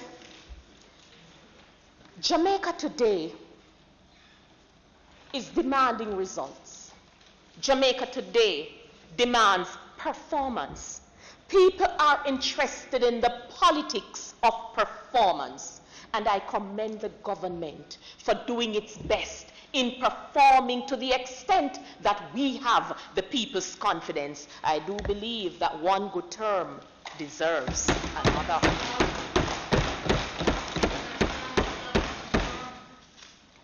Mr. President, I want to talk about the education system. It is a prominent pathway to our collective prosperity, and we are compelled to renew processes to encourage optimum results. Mr. President, notwithstanding the amazing achievements of thousands of children across Jamaica, I believe that strategic, transformational shifts can bring us even more success. I heard about a man who once visited Jamaica after 40 years. He was impressed by the many changes, the beautiful road network, different upgrades. But he said one thing had not changed after 40 years was his primary school. We can deduce what we want from that. Mr. President, Prime Minister, the Most Honourable Andrew Holness, spoke of big announcements, big plans to come in education. And I look forward to these changes that I anticipate will see our children on the path to success. Mr. President, as we work towards a common future for all, we are tasked to create a system that is equitable so that every child will have quality education, equal opportunity through equal access. So no matter where the picnic comes from, the chances for high achievement remain the same. It is a travesty, and I agree, it is a travesty to expect similar outcomes amid glaring disparities. We must account, all of us, for the poor performance of many of our children. A child, for example, who is traumatized, coming from a community riddled with crime, who is from an unstable home, a child who attends a school that is under-resourced, is not likely to have the same learning outcomes as the child who is from a stable environment, who attends schools where the facilities cater to his or her complete development, and whom is geared psychologically for success. The construct of our education system should not perpetuate widening the gap between the rich and the poor, where in some schools, the learning environment, the physical plant, the access, the resources, and the systems of support enable some children to excel, and contrastingly, in other schools, the lack of sufficient facility deny other children from exploring real life chances. As would what happened down in Manchester. I would like to know who lit that, who caused that blaze there. The jury is still out on that. Mr. President, this government also believes that no child should feel inferior based on the school where he or she is placed. And we must account for the weaknesses in the construct that cause some of our learning institutions to face the stigma of a reputation for poor performance and an unstable school environment. I remember, Mr. President, the torture of waiting on the common entrance results, where parents would walk all over the community with pride because them picnic name come out in a newspaper, where many parents used to cut out that piece in the glean and walk with it in the top pocket. Parents of children who were not so fortunate had to lay low. GSAT, PEP, have seen some students exultant when the results are published, and some dejected. We tell our children at graduations, bloom where you are planted. But how can this happen when the soil is not as enriched in some schools as in others? The difference with us, Senator Skeffrey, with us on this side, is that we, listen, the Prime Minister appointed young senators in whom he has confidence. We don't have to rubber stamp anything. I am here in my right as a senator, and if I believe that there are things in my country that can be improved, I do not have to call Belmont Road to get clearance. I have the right to stand here. I have the right to stand here and make the necessary proposals to my Prime Minister. That's why I have been appointed. Right. So, and I'm not throwing any bait. I am not throwing any bait either. As a senator, I am not here to say that everything, Mr. President, is all smooth and dandy. My duty is to identify how we can improve the system.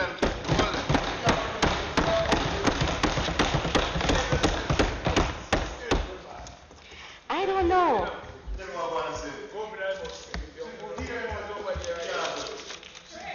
What?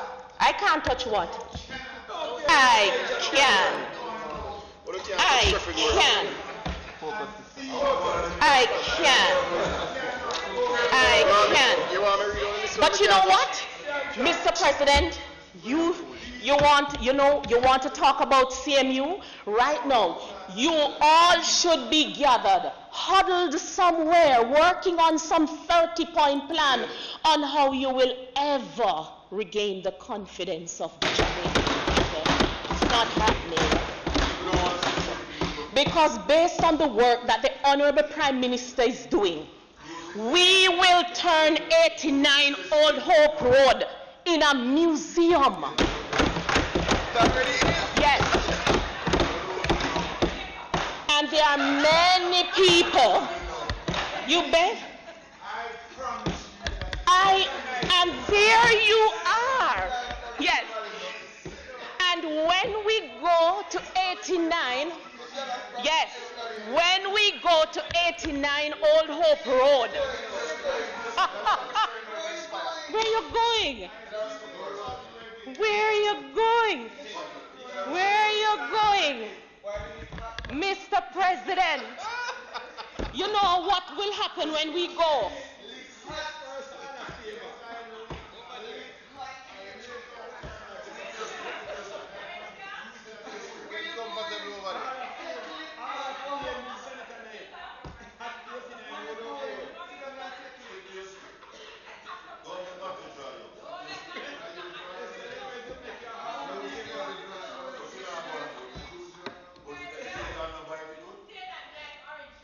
Mr. President,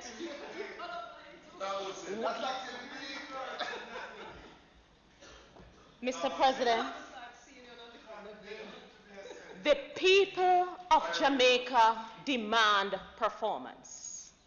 This government is performing. The people will vote for performance. Andrew Holness, Prime Minister, Charles?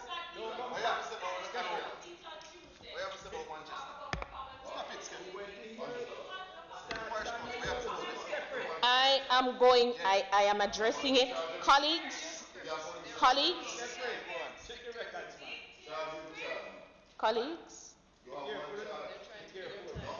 No, I'll get back my time. Nobody can kill my time.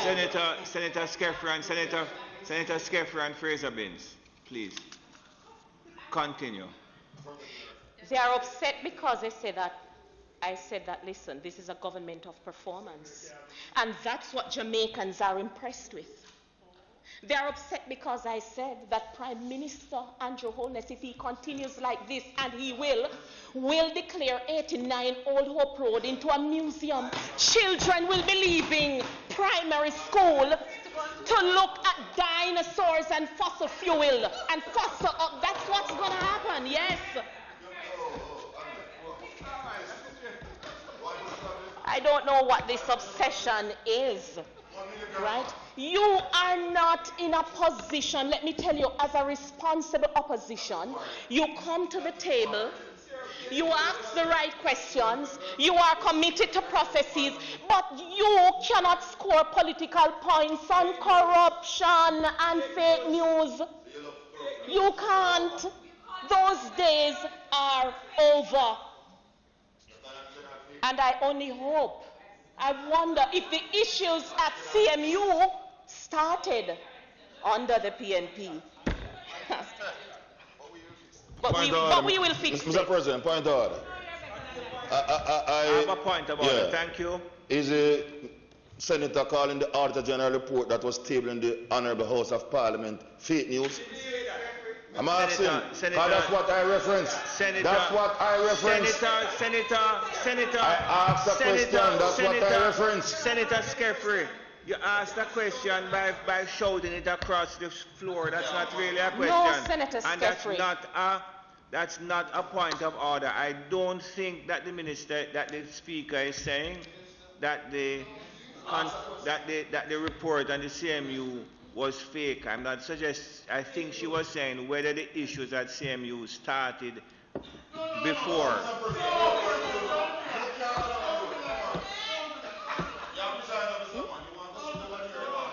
If you all weren't shouting and interrupting the speaker, this wouldn't be right. Don't point your finger at me like that. Do not point your finger at me like that. Do not do that. If you don't shout, the issues won't arise. Let's go. Continue, Senator Morrison. We said no such thing. We described you and what you are doing as fake news. There's a difference. Mr. President, in continuing, the realities that teachers face in the classroom are starkly different. Some teaching schools where children matriculate with top scores, where the community is supportive and parents are involved, good schools. Other teachers are not as fortunate. They interface with students who struggle academically, many of whom are from depressed communities.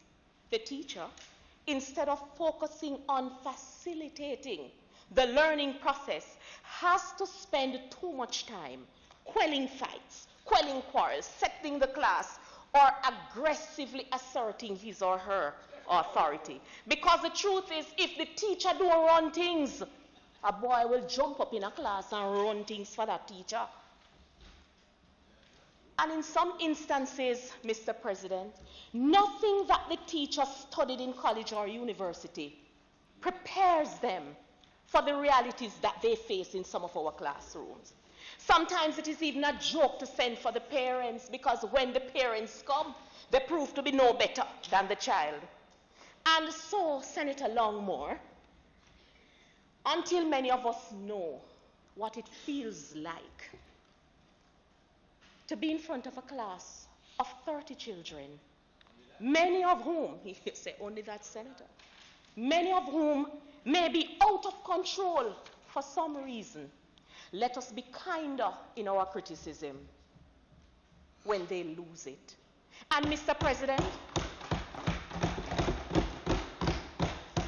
I do not support teachers who abuse children, because ultimately the teacher has a greater duty of care to lead by example.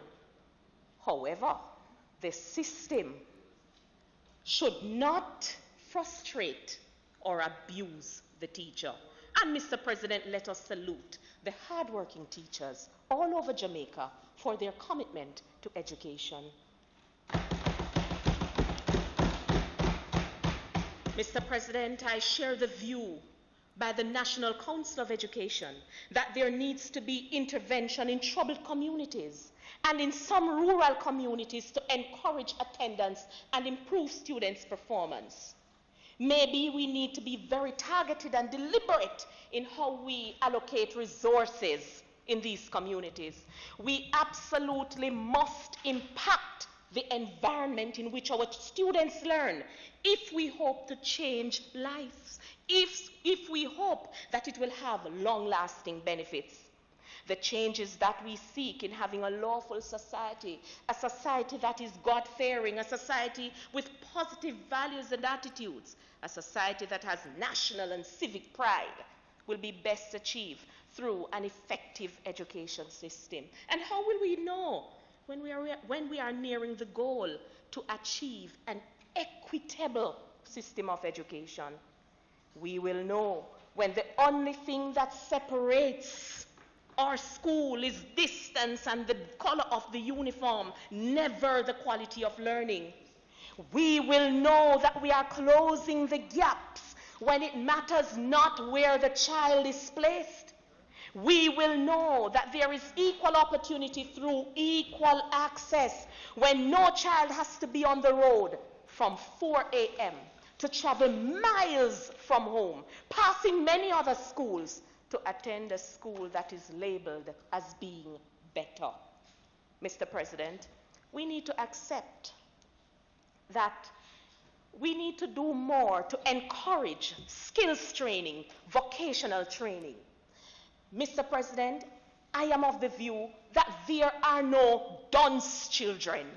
We have children who learn in different ways, of varying intelligences, and we should deploy the resources to enable them to excel. The saying is true: if we keep judging a fish based on its ability to climb a tree, it may spend its whole life thinking it is stupid. Let us uplift our children. Let us improve on the construct that will support them in doing well as we create a common future for all. Absolutely. Equal opportunity through equal access. Let us set goals, have targets, and aspire to achieve them. Mr. President, Minister Carl Samuda, in a meeting with the National Council of Education, made the point that the solution to many of our problems lie with the development of our children, and that strategy must be translated into action. He emphasized the need for the revision of the 1965 Education Act. Senator Skeffrey, I heard you mention something like that. I think it was 2 weeks ago. Revision of the Code of Regulation, 1980. Policy revision, a well-crafted plan in development of community through education, as both affect the other. The Education Act was cited as having significant gaps in responding to today's needs and challenges, as was the Code of Regulations. Let us not only say that we are going to do it, let us actually get it done. Mr. President, among the changes that we would like to see is education becoming more affordable at the primary level. It is a struggle for many parents to afford books. There is reprieve with the book rental scheme in secondary schools, but parents are burdened with the costly price of books at the primary level. The cost of the books, sometimes prohibitive, very expensive, and as a result, thousands of children attend school without books. Parents across Jamaica who don't have it would appreciate a subsidy or anything that would ease this cost. In fact, Mr. President, I believe that this would be a game changer. Mr. President, in light of the Charter of Fundamental Rights and Freedoms, Amendment Act 27, 2011, it's the right of every child who is a citizen of Jamaica to publicly funded tuition at the pre-primary and primary levels. We have to commit to getting closer to this goal. I'm of the view that the Most Honourable Prime Minister and this government, we have an ambition for every child to receive quality education. We want every child to have every single book. We want every child to enjoy good nutritional support. And I say to my Prime Minister, we may not be able to achieve all of this in the short term, but it is a worthy ambition to have. Mr. President, there has been great gains in early childhood development. The 12 Standards Program geared towards certifying and ensuring best practices in our early childhood institution continue to reap reward. And we look forward to even greater support with more focus on children aged 0 to 3. Mr. President, the management of school boards is vital to the effective running of a school, and I recommend careful selection of chairmen and members of these boards.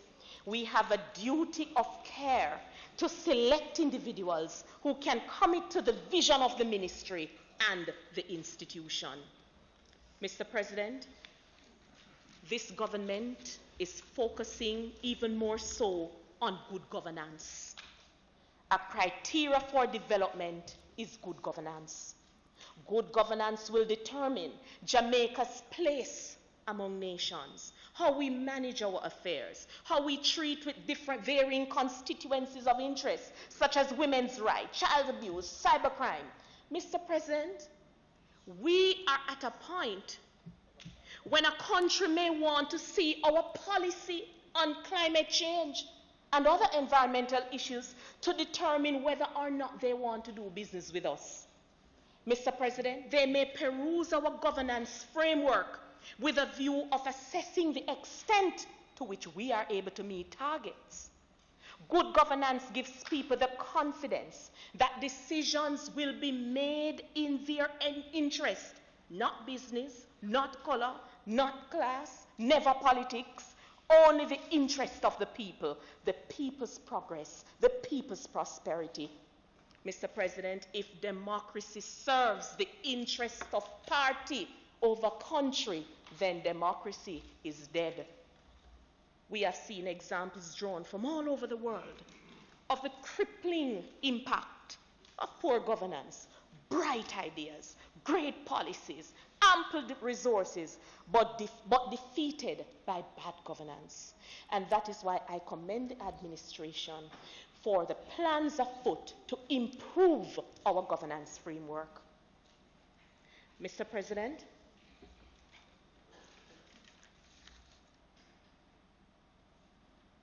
we cannot ignore an issue that is very sensitive. We cannot ignore that many of our children, especially in high schools, are sexually exposed. With the reality of HIV, AIDS, and other sexually transmitted infections on the rise, there is the demand for increasing awareness in our schools. We cannot pretend that some of our children are not sexually exposed. Abstinence makes sense, and I will always preach abstinence. But at the same time, we are not naive concerning the reality. The challenge that we face is that our music, the mass media, greater access to the internet, bombard our children with sexually explicit content, but very little is being said about the dangers of unprotected sex. Now is not the time for parents to swear for their children, because your little saint at home can be another person with his or her peers. So let us have the discussion. Let us put the measures in place to educate our children so that we can prevent an epidemic on our hands.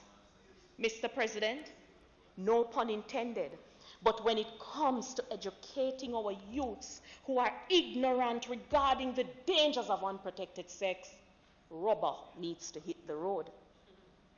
Because, pun intended, many of our young people will talk about emergency contraceptive.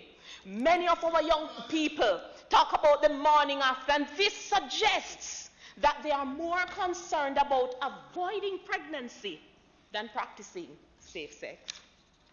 Mr. President, as we embrace even more the awesome world of technology, we need to spend time educating our children to navigate for their benefit, and of equal importance, to avoid the pitfalls.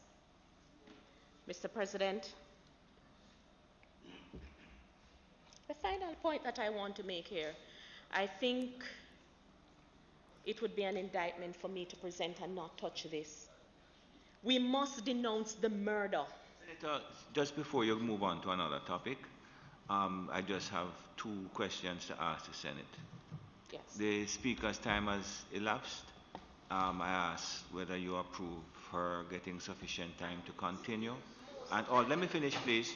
And at the same time, ask that the Senate be allowed to sit beyond 1:20 to complete the business of the day. Minister, you were asking those two things, right? Those in favor? Aye. Against? Thanks, colleague. Thank you.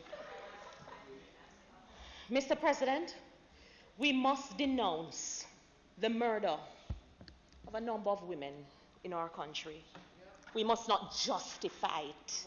It is murder and must be called murder. The law must take its course. Mr. President, relationships are not seamless, fluid things.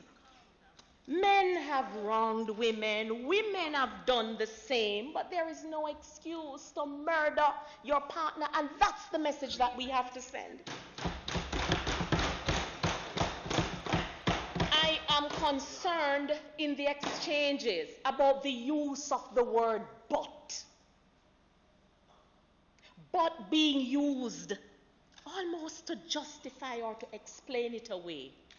So we'll hear people talking and they say, look here, him wrong for kill her, you know, but. And that's where the justification comes in. And we encourage the police. I use this platform because I'm almost certain that all senators may be in agreement. We encourage the police to treat reports of domestic violence seriously, even when the same complainant is making the same report for the 10th time.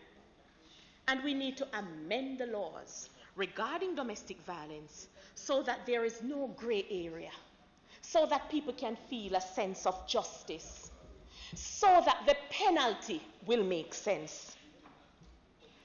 Mr. President, people are reminded that if the relationship now work, it just now work. Leave it alone. And those who feel that the emotional distress is overwhelming should seek help. Don't throw it all away. We have also observed some incidents where high school girls are being abused. We keep seeing more of these videos. We do not want to raise a generation of young women who believe that it is okay to be physically abused by her partner. We do not want her to become confused about love.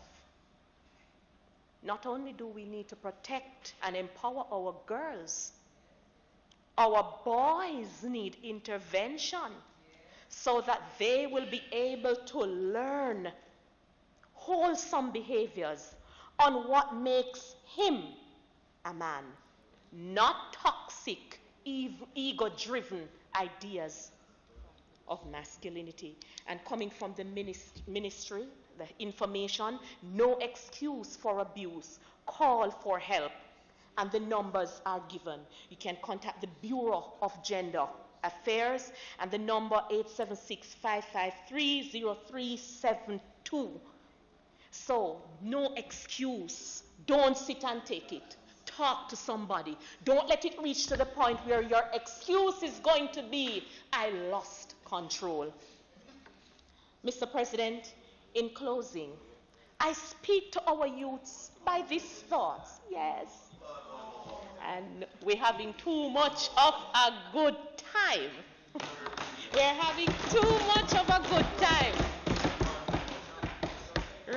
And I can say to people who are tuned in, you don't pay attention when we have any cross clashes, my friend them. Mr. President, I encourage our youths by this thought, the author unknown. It is a mistake to think that time is going. Time is not going. Time is here until the world ends. It is you who will go. Time is infinite. It cannot, yes, I got it, that's how I got it. Time is infinite, and I thought it was so beautiful I wanted to share it. Yes. Time is infinite. It cannot be wasted. It is you who will waste yourself because you are finite. It is you who will grow old and die. So make better use of yourself. And one of the worst things to do with time is comparing yourself with others. Never compare yourself with others. Run your race. What works for one person may be that which will kill you. Focus on the gifts and talents God gave you, and don't be envious of the blessing that He gave others. Never look down on yourself. Keep looking up and embrace opportunities. They are new every morning. Keep on pushing. You can never tell how close you are to your goal. I thank Prime Minister, the Most Honourable Andrew Holness, for appointing me to this Senate. May God bless you, Prime Minister. May God bless the government. May God bless the opposition. And may God continue to bless Jamaica. Thank you so much.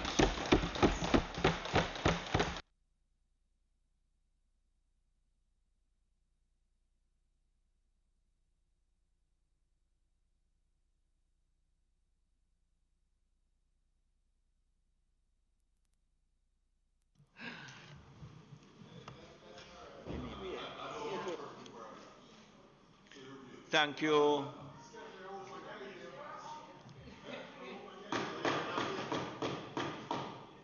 Thank you, Senator Morrison. Thank you, Senator Morrison.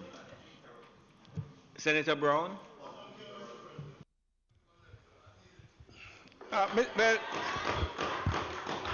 Mr. President,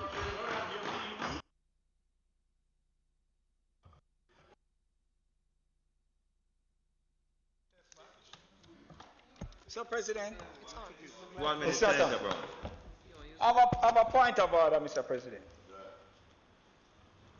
And in stating the point of order, I want to refer to Standing Order 35-5,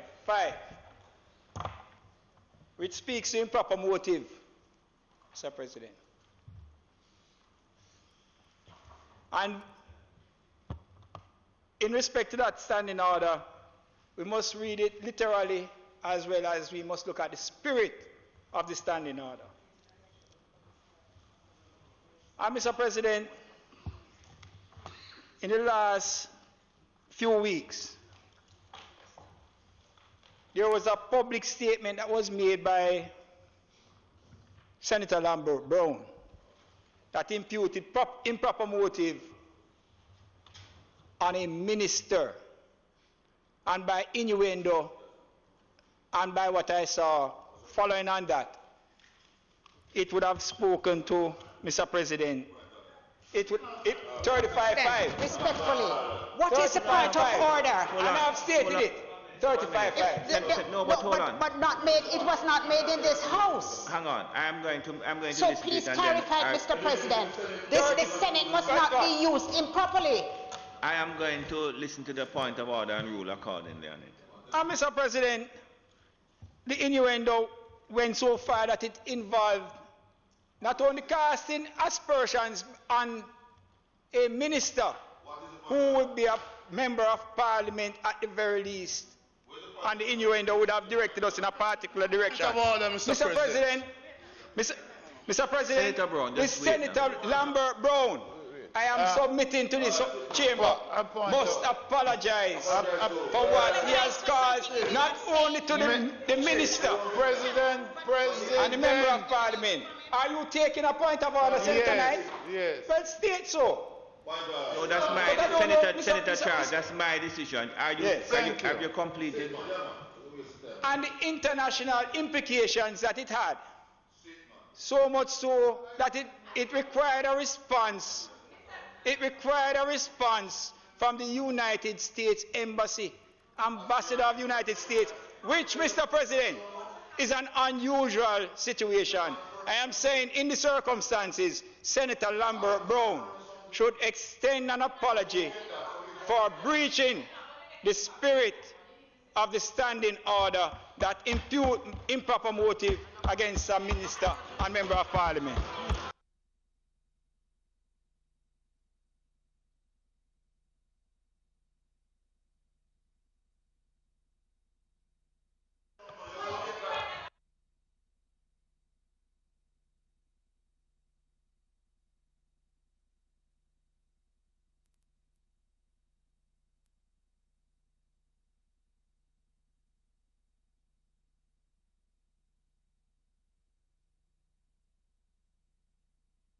Senator, but you know, I would really wish that you had just allowed me. I've listened to it, and I've heard, and now I'll call on Senator Brown to continue.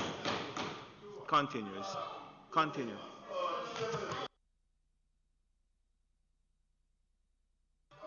Sir, Mr. President, in respect to the spirit of what I have said, Mr. President. What I have said, the ruling. Mr. President.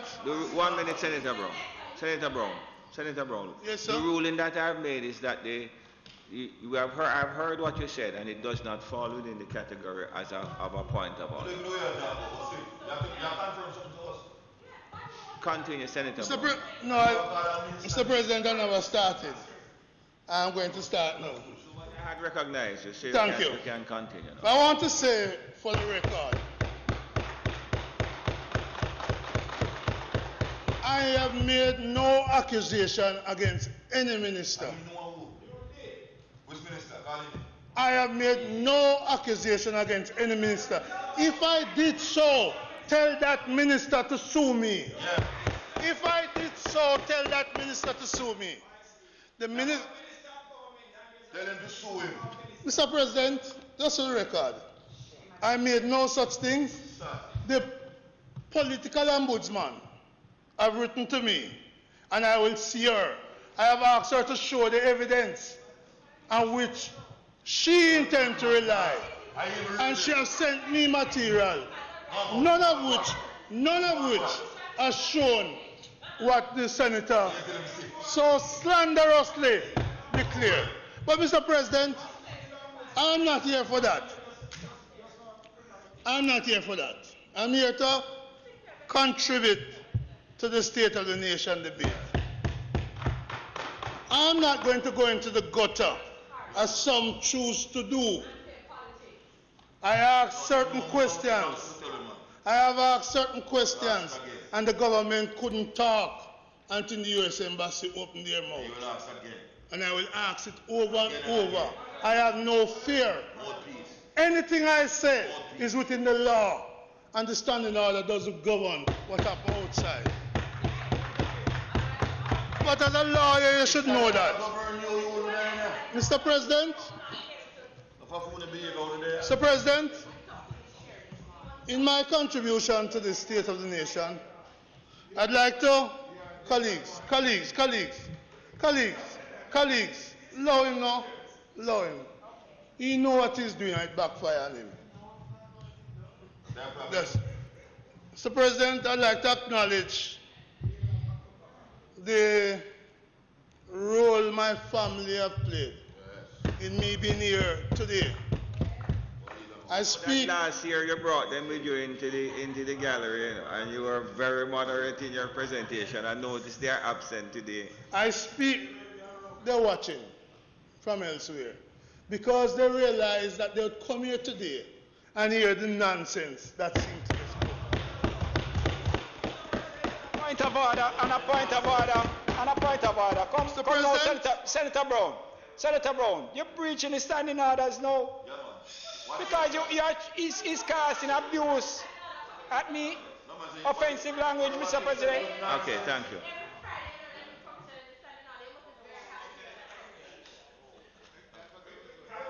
Senator Brown. Mr. President, I understand the attempt to disrupt my speech today. Not going to work. They know what they're worried about. Let me assure them, I'm not going to talk much about the CMU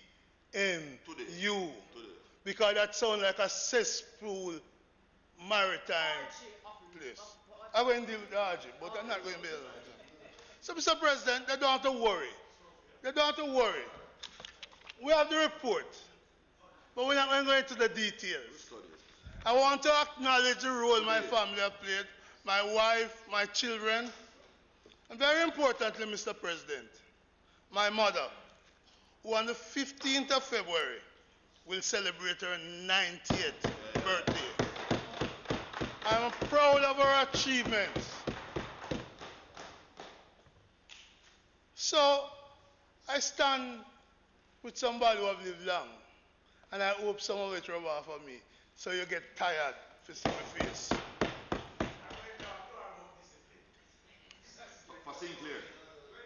Mr. President, I want to also acknowledge the officers and members of the University and Allied Workers Union, the trade union of which I'm a president, for their support and loyalty over the years. I want to thank my political family, the People's National Party. I want to thank my colleagues inside the Senate for the support and the encouragement I've received over the years that I've been in the Senate. But above all, Mr. President, I want to thank the leader of the opposition, the President of the People's National Party, Dr. Peter David Phillips. You and I would have known him from the 60s, at our days at JC. Our days at JC. I have known him as a man of principle all these years. I've known him as a man of integrity.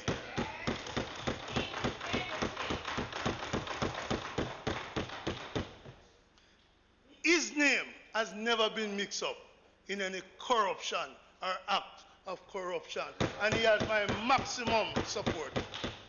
I thank him for the confidence he places in me in making me the Shadow Minister of the Public Service.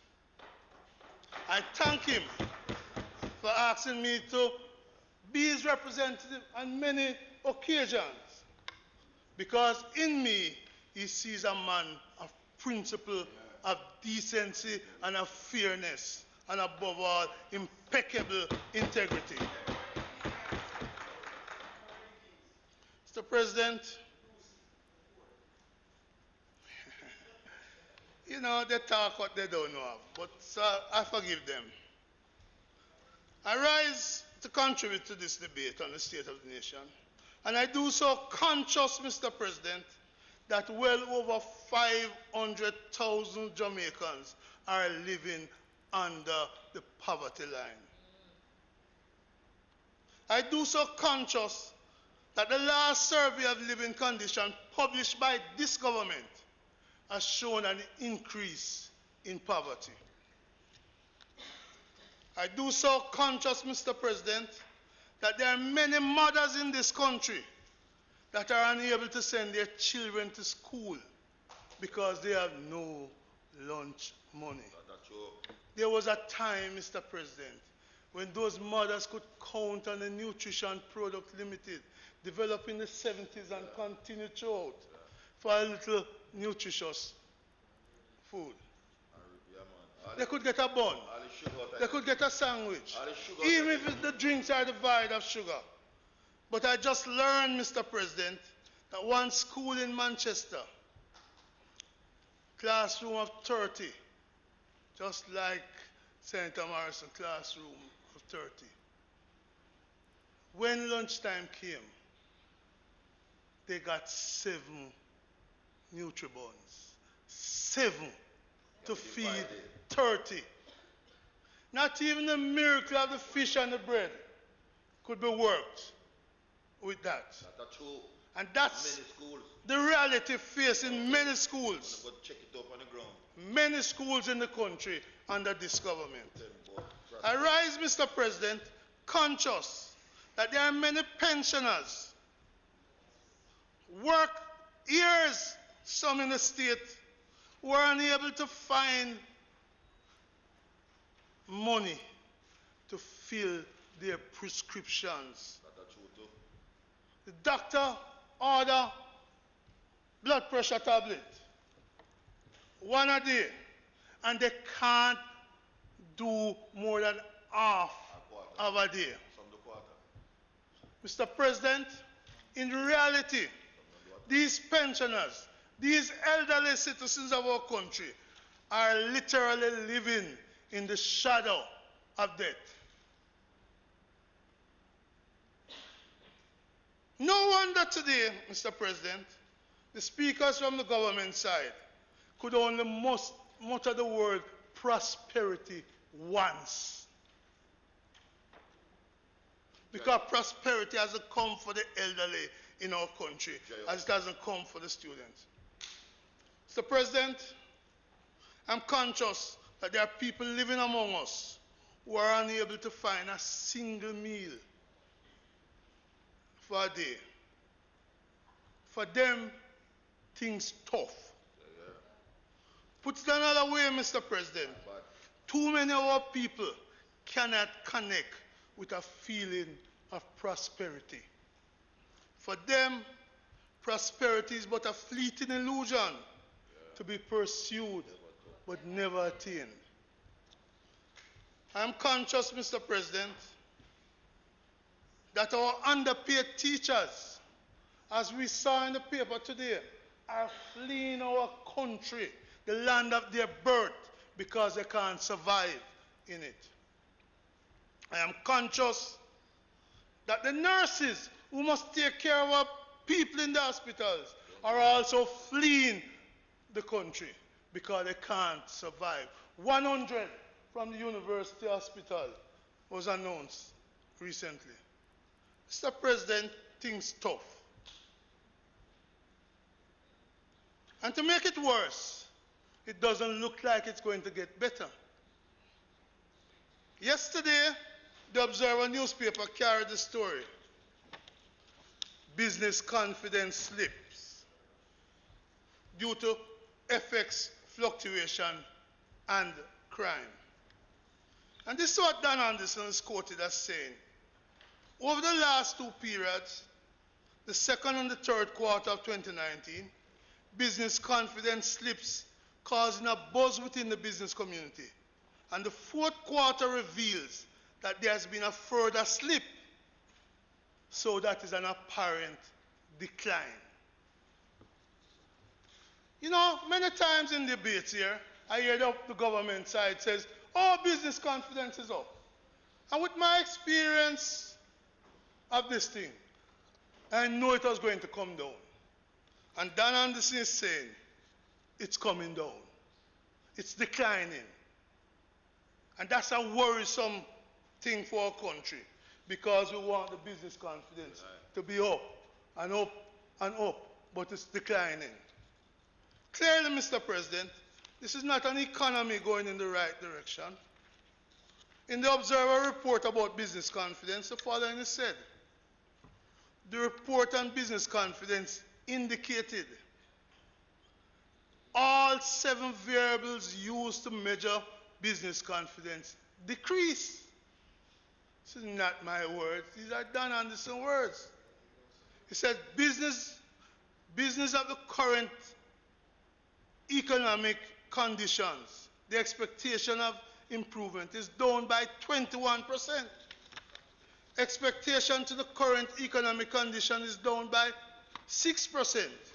Expected change in the economy is down by 7%.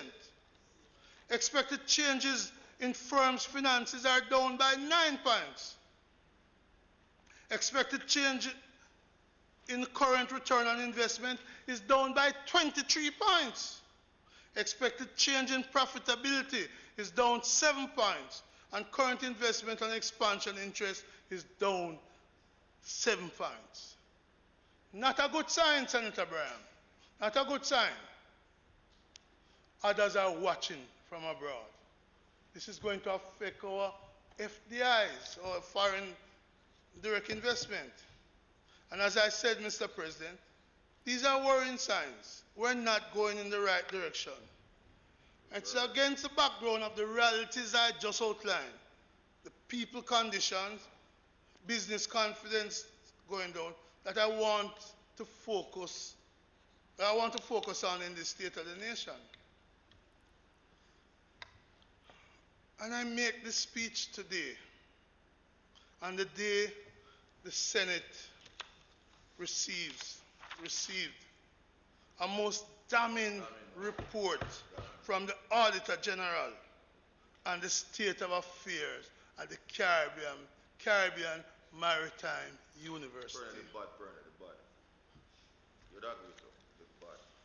The Gleaner described the report as plunder of taxpayers' money. This plunder takes place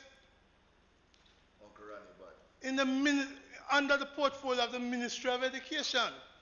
And I asked Senator K.D. Knight, who is the Minister of Education? Is it the same Andrew Michael Ones, whose name on earth been called so much? What has he done since August, when the audit came to the attention of the ministry? Why wasn't he in Parliament chamber on Tuesday to defend the CMU? Send the night watchman. Mr. President, this report, I'm not going to spend the time and talk about the purchase of cologne, bracelets, Bailey's rum cream. I leave that for those on the radio who are now describing this government as a rum cream government. A rum cream government. I'm not going to go into the laptops or the 5 bank accounts that was on the central ledger. I'm not going to go into the 500,000 US dollars worth of procurement. And the false award? What the false award? Was there a false award? Yes, man. But it's not him alone. I see man I get award for best Caribbean Minister of Finance. And I never see nobody else get the award there. Only one time it happened. And then there's some in tourism as well. No, that is a genuine one. KD Knight and I have worked enough to make Duns River earn it then and now. But you, I know, Senator Braham, would never be caught in the scam of fake awards. You're a good man. So, Mr. President, the Prime Minister is the substantive Minister of Education. How could such plunder took place? How could it have taken place under his watch? How could it be? The Prime Minister needs to come to the country and make a statement. Better yet, go to the House of Representatives and address the issue of the scandal of the CMU. Mr. President, this report from the Auditor General about CMU confirms for me that the state of our nation can be summed up in 7 letters. Senator Charles, listen carefully, because I want you to give me a C. I want you to give me an O. I want you to give me an R. Another R. A U, a P, and a T. And what we have? Corrupt. Corrupt. The state of the nation is corrupt. The state of the nation is corrupt, Mr. President. And we don't have to worry too much about this report that confirms for me that the state of the nation is corrupt. Yesterday, the headline in the Gleaner sums it up. What did you say it was? An orgy of looting. Oh, wow. An orgy of looting. And it can't be denied. Mr. President, Senator Samuda, in opening the debate, spoke about more in 4. Truly, there have been more corruption in 4 years than in any other time in the history of our country. Corruption is a word I choose to use in the Senate, President. But the people out in the street don't use that word. They said to me, people go to prison for thief in Aki. And they want to know who is going to go to prison for all this thieving. That's what the people are saying to me. Accountability. Who is going to go to prison for all this thieving? Thieving of taxpayers' money, not just thieving of Aki at King's House. Mr. President, recently I walked into an office and someone said to me, Senator, them thief, them thief, them thief, them thief, them thief. And I said, what are you talking about? At which point the person handed me a pamphlet. And I understood what he was saying. Your counsel now ask me, there's a cross-examination? I know, I will give you a copy. Exhibit number 7. I'll give you a copy. The people gave me this pamphlet. The people gave me this pamphlet. They say, them thief, them thief, them thief, them thief. Mr. President, more in 4, more corruption. I want to ask of the authorities who are investigating the corruption. So all I'll say more on this issue of CMU is follow the money. Follow the money. $145 million from the trust fund, follow the money.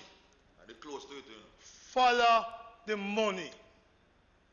Because if they do so, they will find the people who ought not to be among us,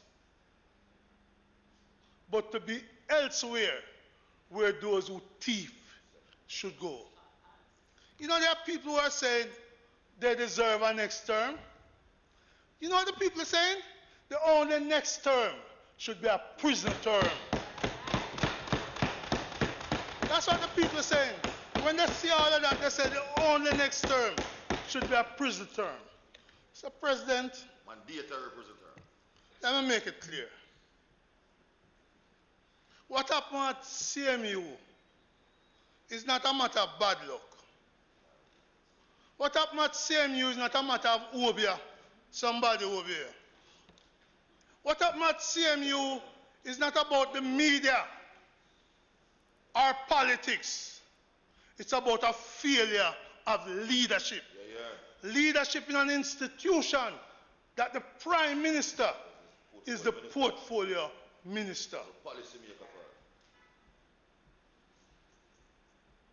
That is the problem. Who's term again? Prison term, the people say. Mr. President, if CMU was a one-off thing, it would be bad, and very bad. But, Mr. President, Ministry of Science and Technology, we had Petrojam, we had Nessals, we had Universal Service Fund scandal, we have Wakanda Party, and topsy-turvy birthday cake.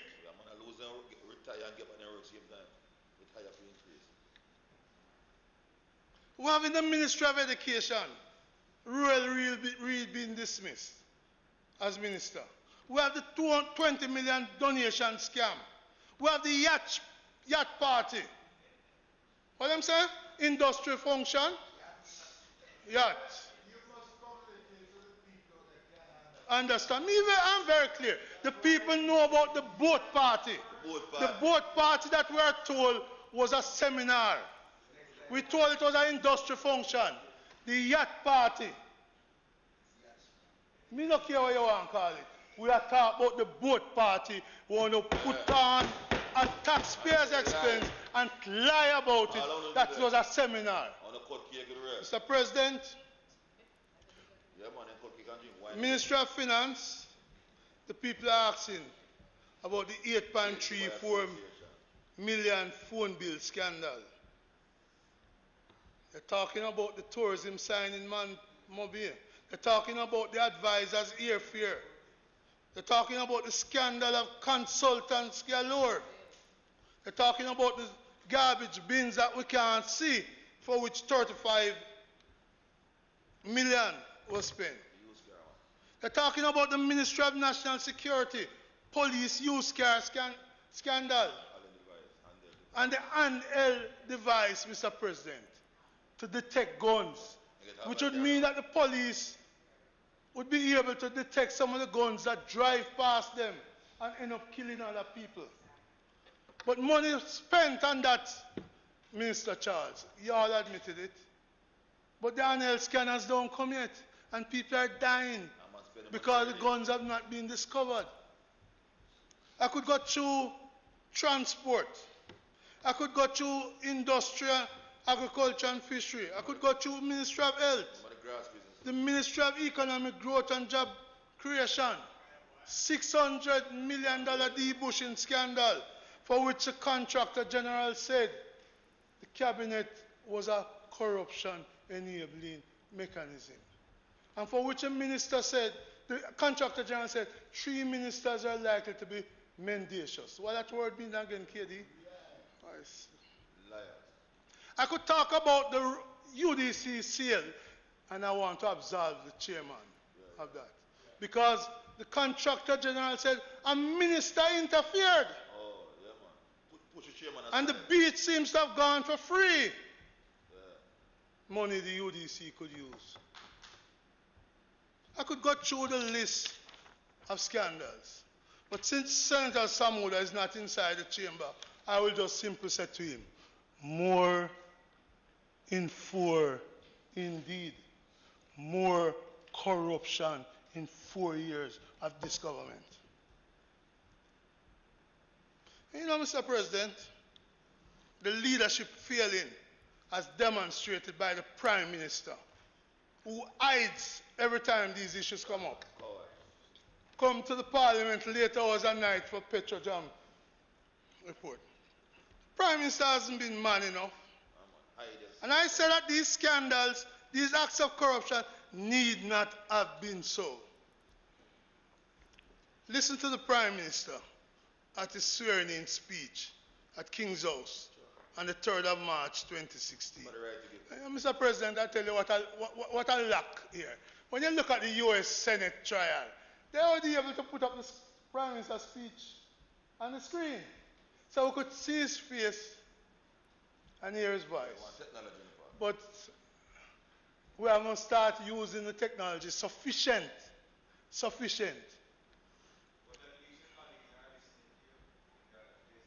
No, they're listening. The Prime Minister said in his swearing-in, everyone under my appointment is held to account for their action or lack thereof. Well, the truth be told, with this litany of scandal, with this corruption gone wild, with this orgy of looting, I do not see the action. I hear nice words, but nice words is not enough. Taxpayers' money must be protected. It must be protected. It's not being protected. And so the Prime Minister must take full responsibility for what is happening to his government. The report on CMU has been with them from August. The report and CMU have been with them from August.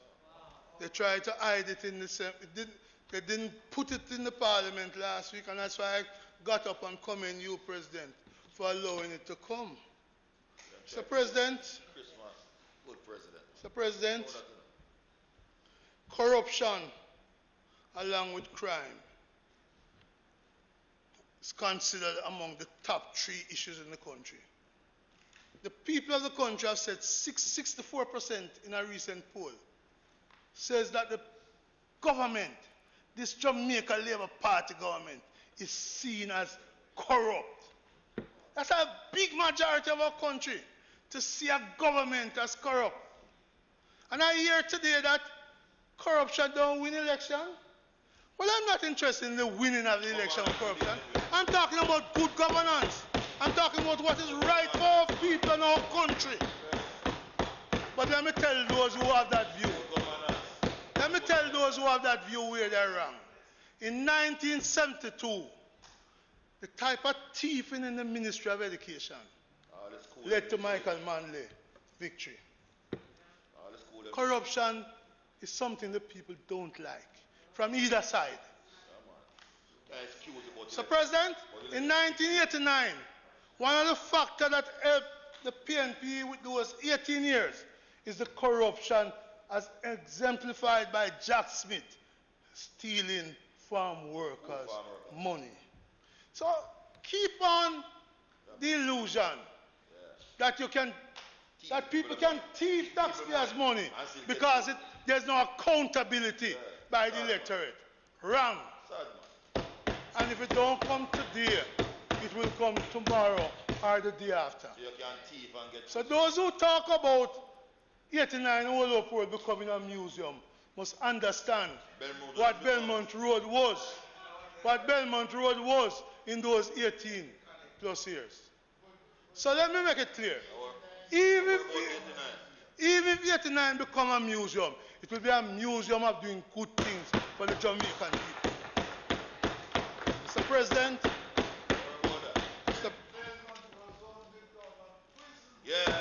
no, we don't want any prison in New Kingston. We're going to take them out of town and put them where it should be. Mr. President,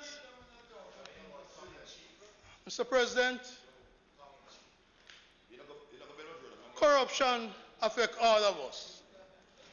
Last year, January 2019, Metro Siaga, the head of the JMEA, made some comments about corruption. I hope you can read it from there. US $738 million is the cost of corruption per year in our country. That, Mr. President, translated in today's exchange rate, is about 100 billion Jamaican. And Senator Andre, you can tell me if that number is lower than it should be. 100 billion Jamaican dollars. That, Mr. President, is 1/8 of our 851 billion budget. 1/8 of the budget goes to corruption. 1/8 of our budget goes to corruption. So, Mr. President, corruption affects all of us. It affects the lady who goes to the hospital and can't get a bed and must sit or lay on the chairs. It affects the young man without a job now who could get training opportunity for skills because training center could be established. It could allow for more school children to get Nutriborn. It will allow for people throughout the country to get water. It could pay Senator Gill, our civil servants better, our nurses, our police, our teachers, our firemen, our correctional officers, our garbage collectors. It could pay them better.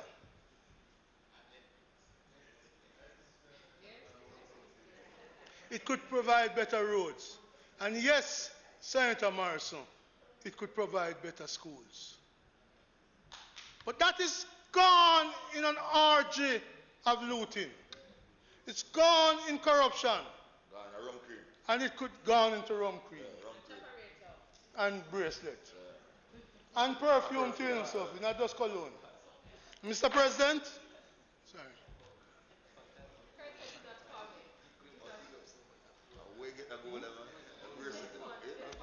Mr. President, the Speaker's time having expired, we ask for sufficient time for him to finish his presentation. Thank you, Senator Charles. Those in favor? Aye. Senator Brown? Yeah, and I'm going to be wrapping up soon. Mr. President,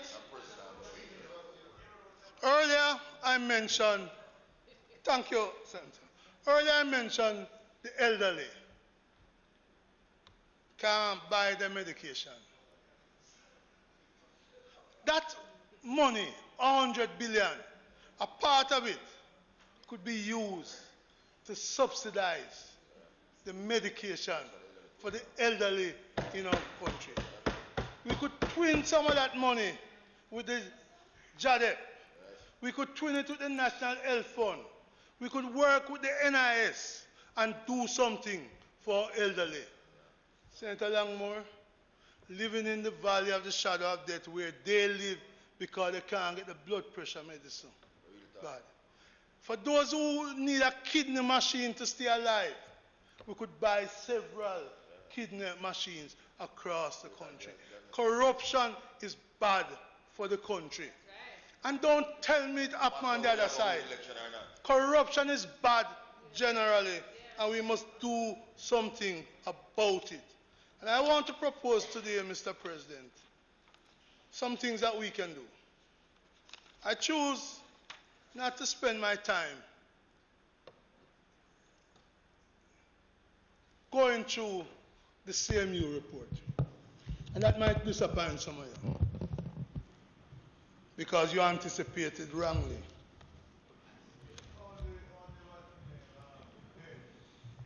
That CMU report is going to be pursued with vigor, and the money will be followed. And I tell you something, Senator Sinclair, and you can call this fake news. We know where some of the money went. You're going to find that is going to be done. You're going to find that is being done. And that will leave like read.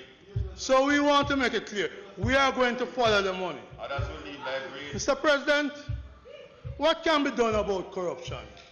Do we have to live with it? I say no. I say no. I'm going to make some suggestions. But the first one is that we must stop finding excuses. We must stop talking about what happened in the past. We must fix the problem of corruption, not find excuses. Mr. President, it is an excuse to say that corruption is a social problem. Because if that is so, then just know it. But I know, Mr. President, it is not. I sat on a board chaired by the Honourable K.D. Knight, the UDC board. And my friend sitting opposite has access to all of those board minutes. If there was a, you should look.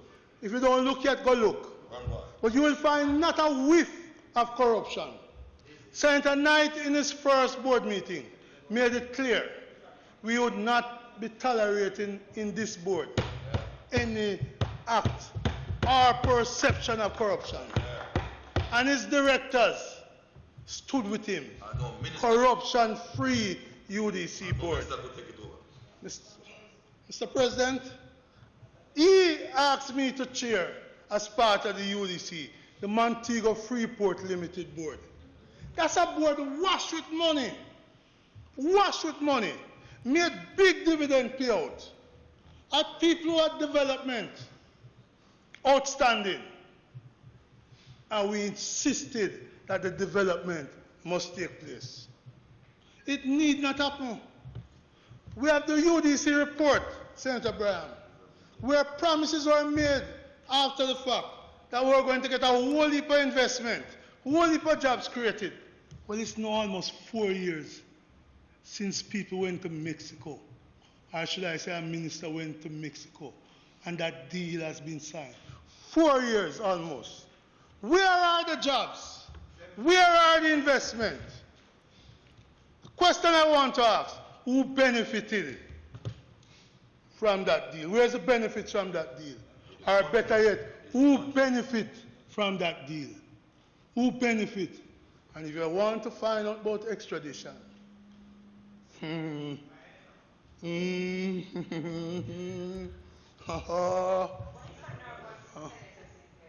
President, it need not happen. Corruption need not happen. Corruption need not happen. There are too many investigations taking place now on alleged corruption in the government. They're taking too long. Let me give you an example. In July of this year, the Senate received a report, the first report from the Integrity Commission. They promised us that reference was to be made to the Director of Corruption Prosecution on the Petrojam issue. It is 6 months since that report, and we have no information about any prosecution. Senator Brown, I need to just apologize to you. I have I understand. an issue that I have to leave. I'm apologizing. No, cool. I wish you success so long it's not against me.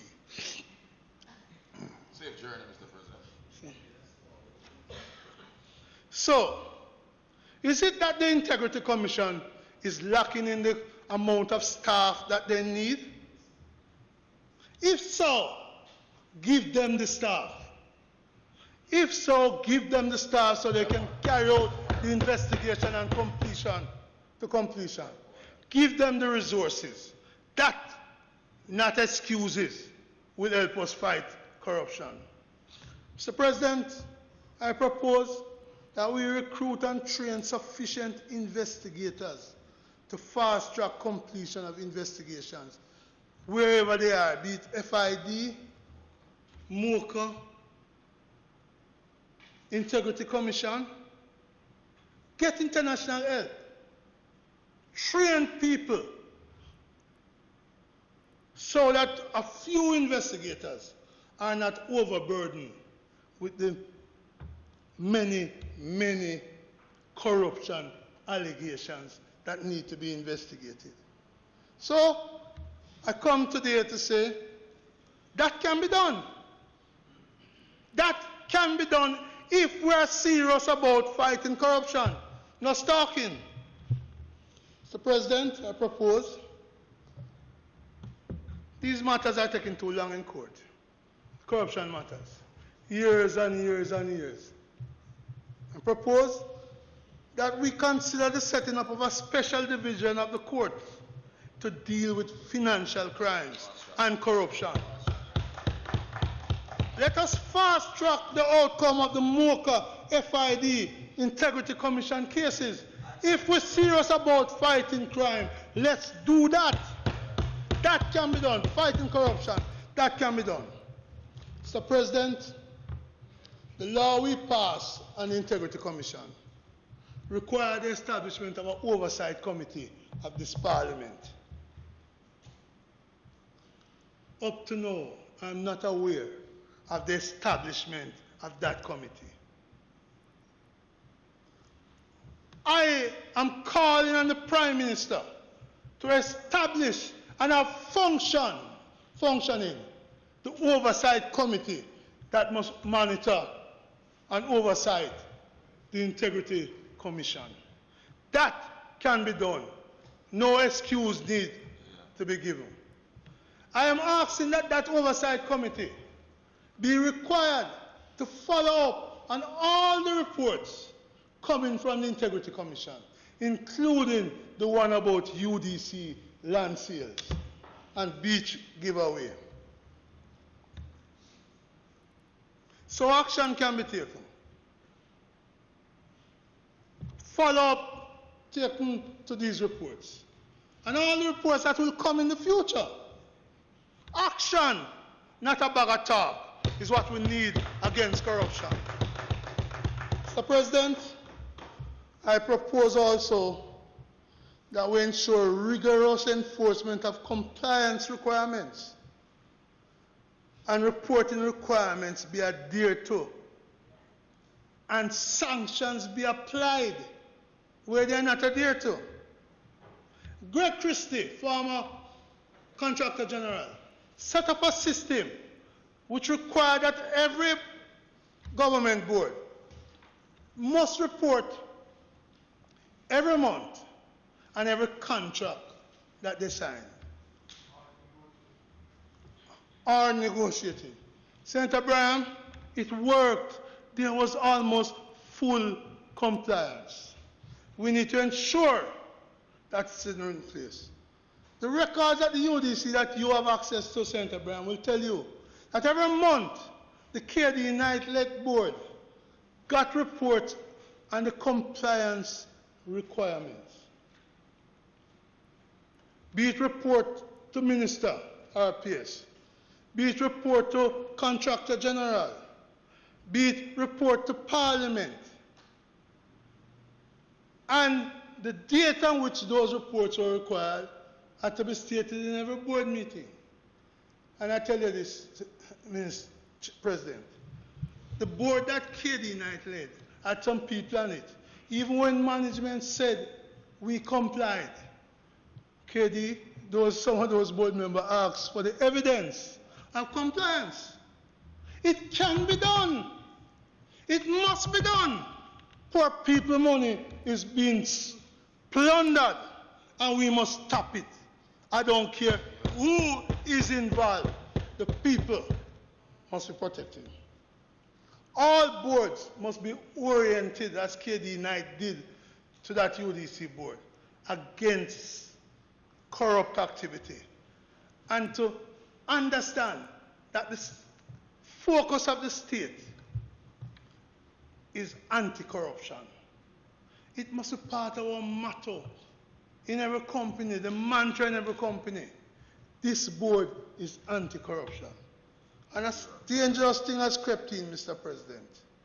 Too many people in government are trying to look money to run election.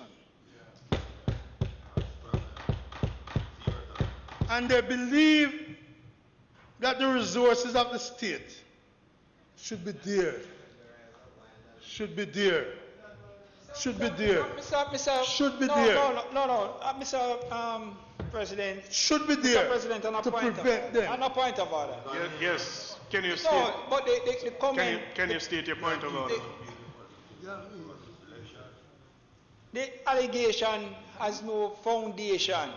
The comment that the Senator Brown just made about persons plundering the state resources for the purpose of running election has no foundation. What is the source of that comment?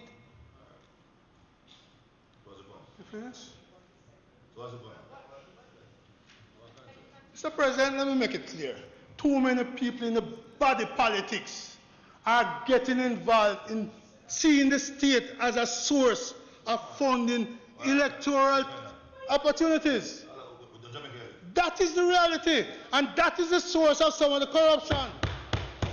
It's not only rum cream and cologne. They're putting down money for war chest for election. It happened all over. No wonder the Contractor General said in the debushing report a mechanism for corruption. A corruption enabling mechanism. So, Senator Sinclair, you can deny the reality if you want. Mr. President, Mr. President, we must use technology. We must use technology to help us track the compliance requirement of boards. The cabinet has said they've gone digital, so they all have computer. Every cabinet member ought to be able to just look on the screen and see whether or not the agencies under their portfolio have submitted minutes of boards, have submitted their requirements to the Contractor General, have submitted reports that are due. We can use technology to track these things. So if a company is not complying, if a board is not complying, that should pop up on a screen. And that screen should be open to the public too, the compliance part. So the media can monitor it, that the citizenry can monitor it, and they can quickly report whether a company or a board is in compliance. We must involve the citizenry. I have an idea. In the public sector, every budget should be discussed with the workforce that it applies to. So the workforce can know whether the rum cream, the cologne, the perfume, the bracelet was really part of fixed assets. If that is done, I believe some of these measures would help us to reduce corruption. It cannot be, Mr. President, that all we do when we face corruption is sweet talk. Can't be. And I'm a proud Jamaican who have sat in board meeting and agitate for the dismissal of managers who have failed to comply with procurement rules. You know, President, of at least one case. Because you too, Mr. President, stand against corruption. I can say that about you. So, we have stood. You know, I'm going to say something personal. I love wearing khaki pants because it keeps me grounded. My daughter asks me, why you wear so much khaki pants? It keeps me grounded. It keeps me away from the cocktail circles and the influencers and the networkers.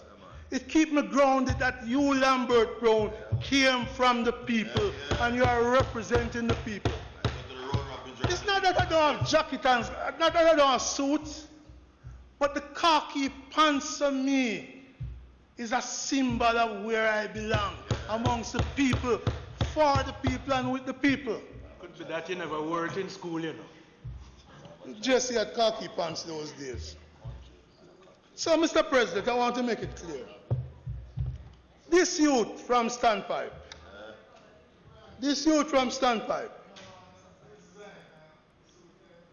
have a strong aversion to corruption.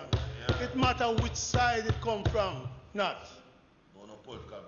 But what I've seen in this government, in the 4 years that they have been, is an overwhelming orgy of looting. Yes, I want to add overwhelming. This pamphlet is but some of the examples. As a senator, when I read what came out of CMU, I held my head in shame, and none of them had anything to do with me. The entire Senate, both sides, in the face of this report, should hold our head in shame. In fact, it would be good for a resolution to come from the Senate condemning the behavior of those who are charged of CMU. And that includes the Prime Minister. That's how you demonstrate independence. You must say to him, Prime Minister, as portfolio minister, you slipped up. You know, another Caribbean leader said this week, said principle only means something when it becomes inconvenient. Profound statement by Mayor Amor Matley, the Prime Minister of Barbados. Principle only means something when it is inconvenient. The reality is, Mr. President, that this government has demonstrated to the country that the best in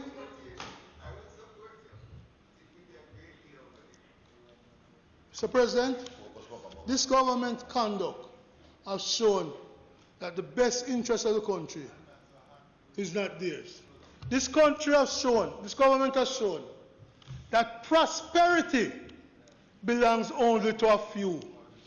Not to the farmers on Bernard Lodge, not to the vendors in Constant Spring Market, not to the small business people out at Twickenham Park. Prosperity is for a few. More in four is more corruption in four. And I have to ask myself as I close, Mr. President, can the people of the country give this government another term based on this behavior? Yes, the prison term. And Mr. President, the conduct I've seen in some of the government ministries, the conduct I've seen in some of the government departments has led me to one conclusion, that the only other term deserving is a prison term. May it please you, Mr. President.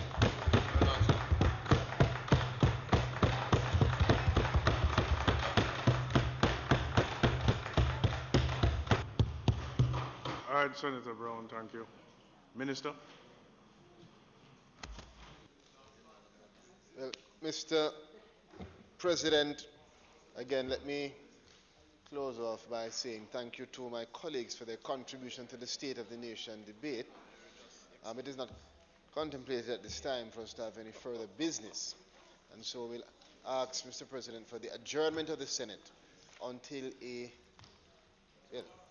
tomorrow, yes, until tomorrow, 24th of January, 2020. The question is that the Senate be adjourned until Friday the 24th at 10 a.m. Those in favor? Those against? The ayes have it. This Senate stands adjourned.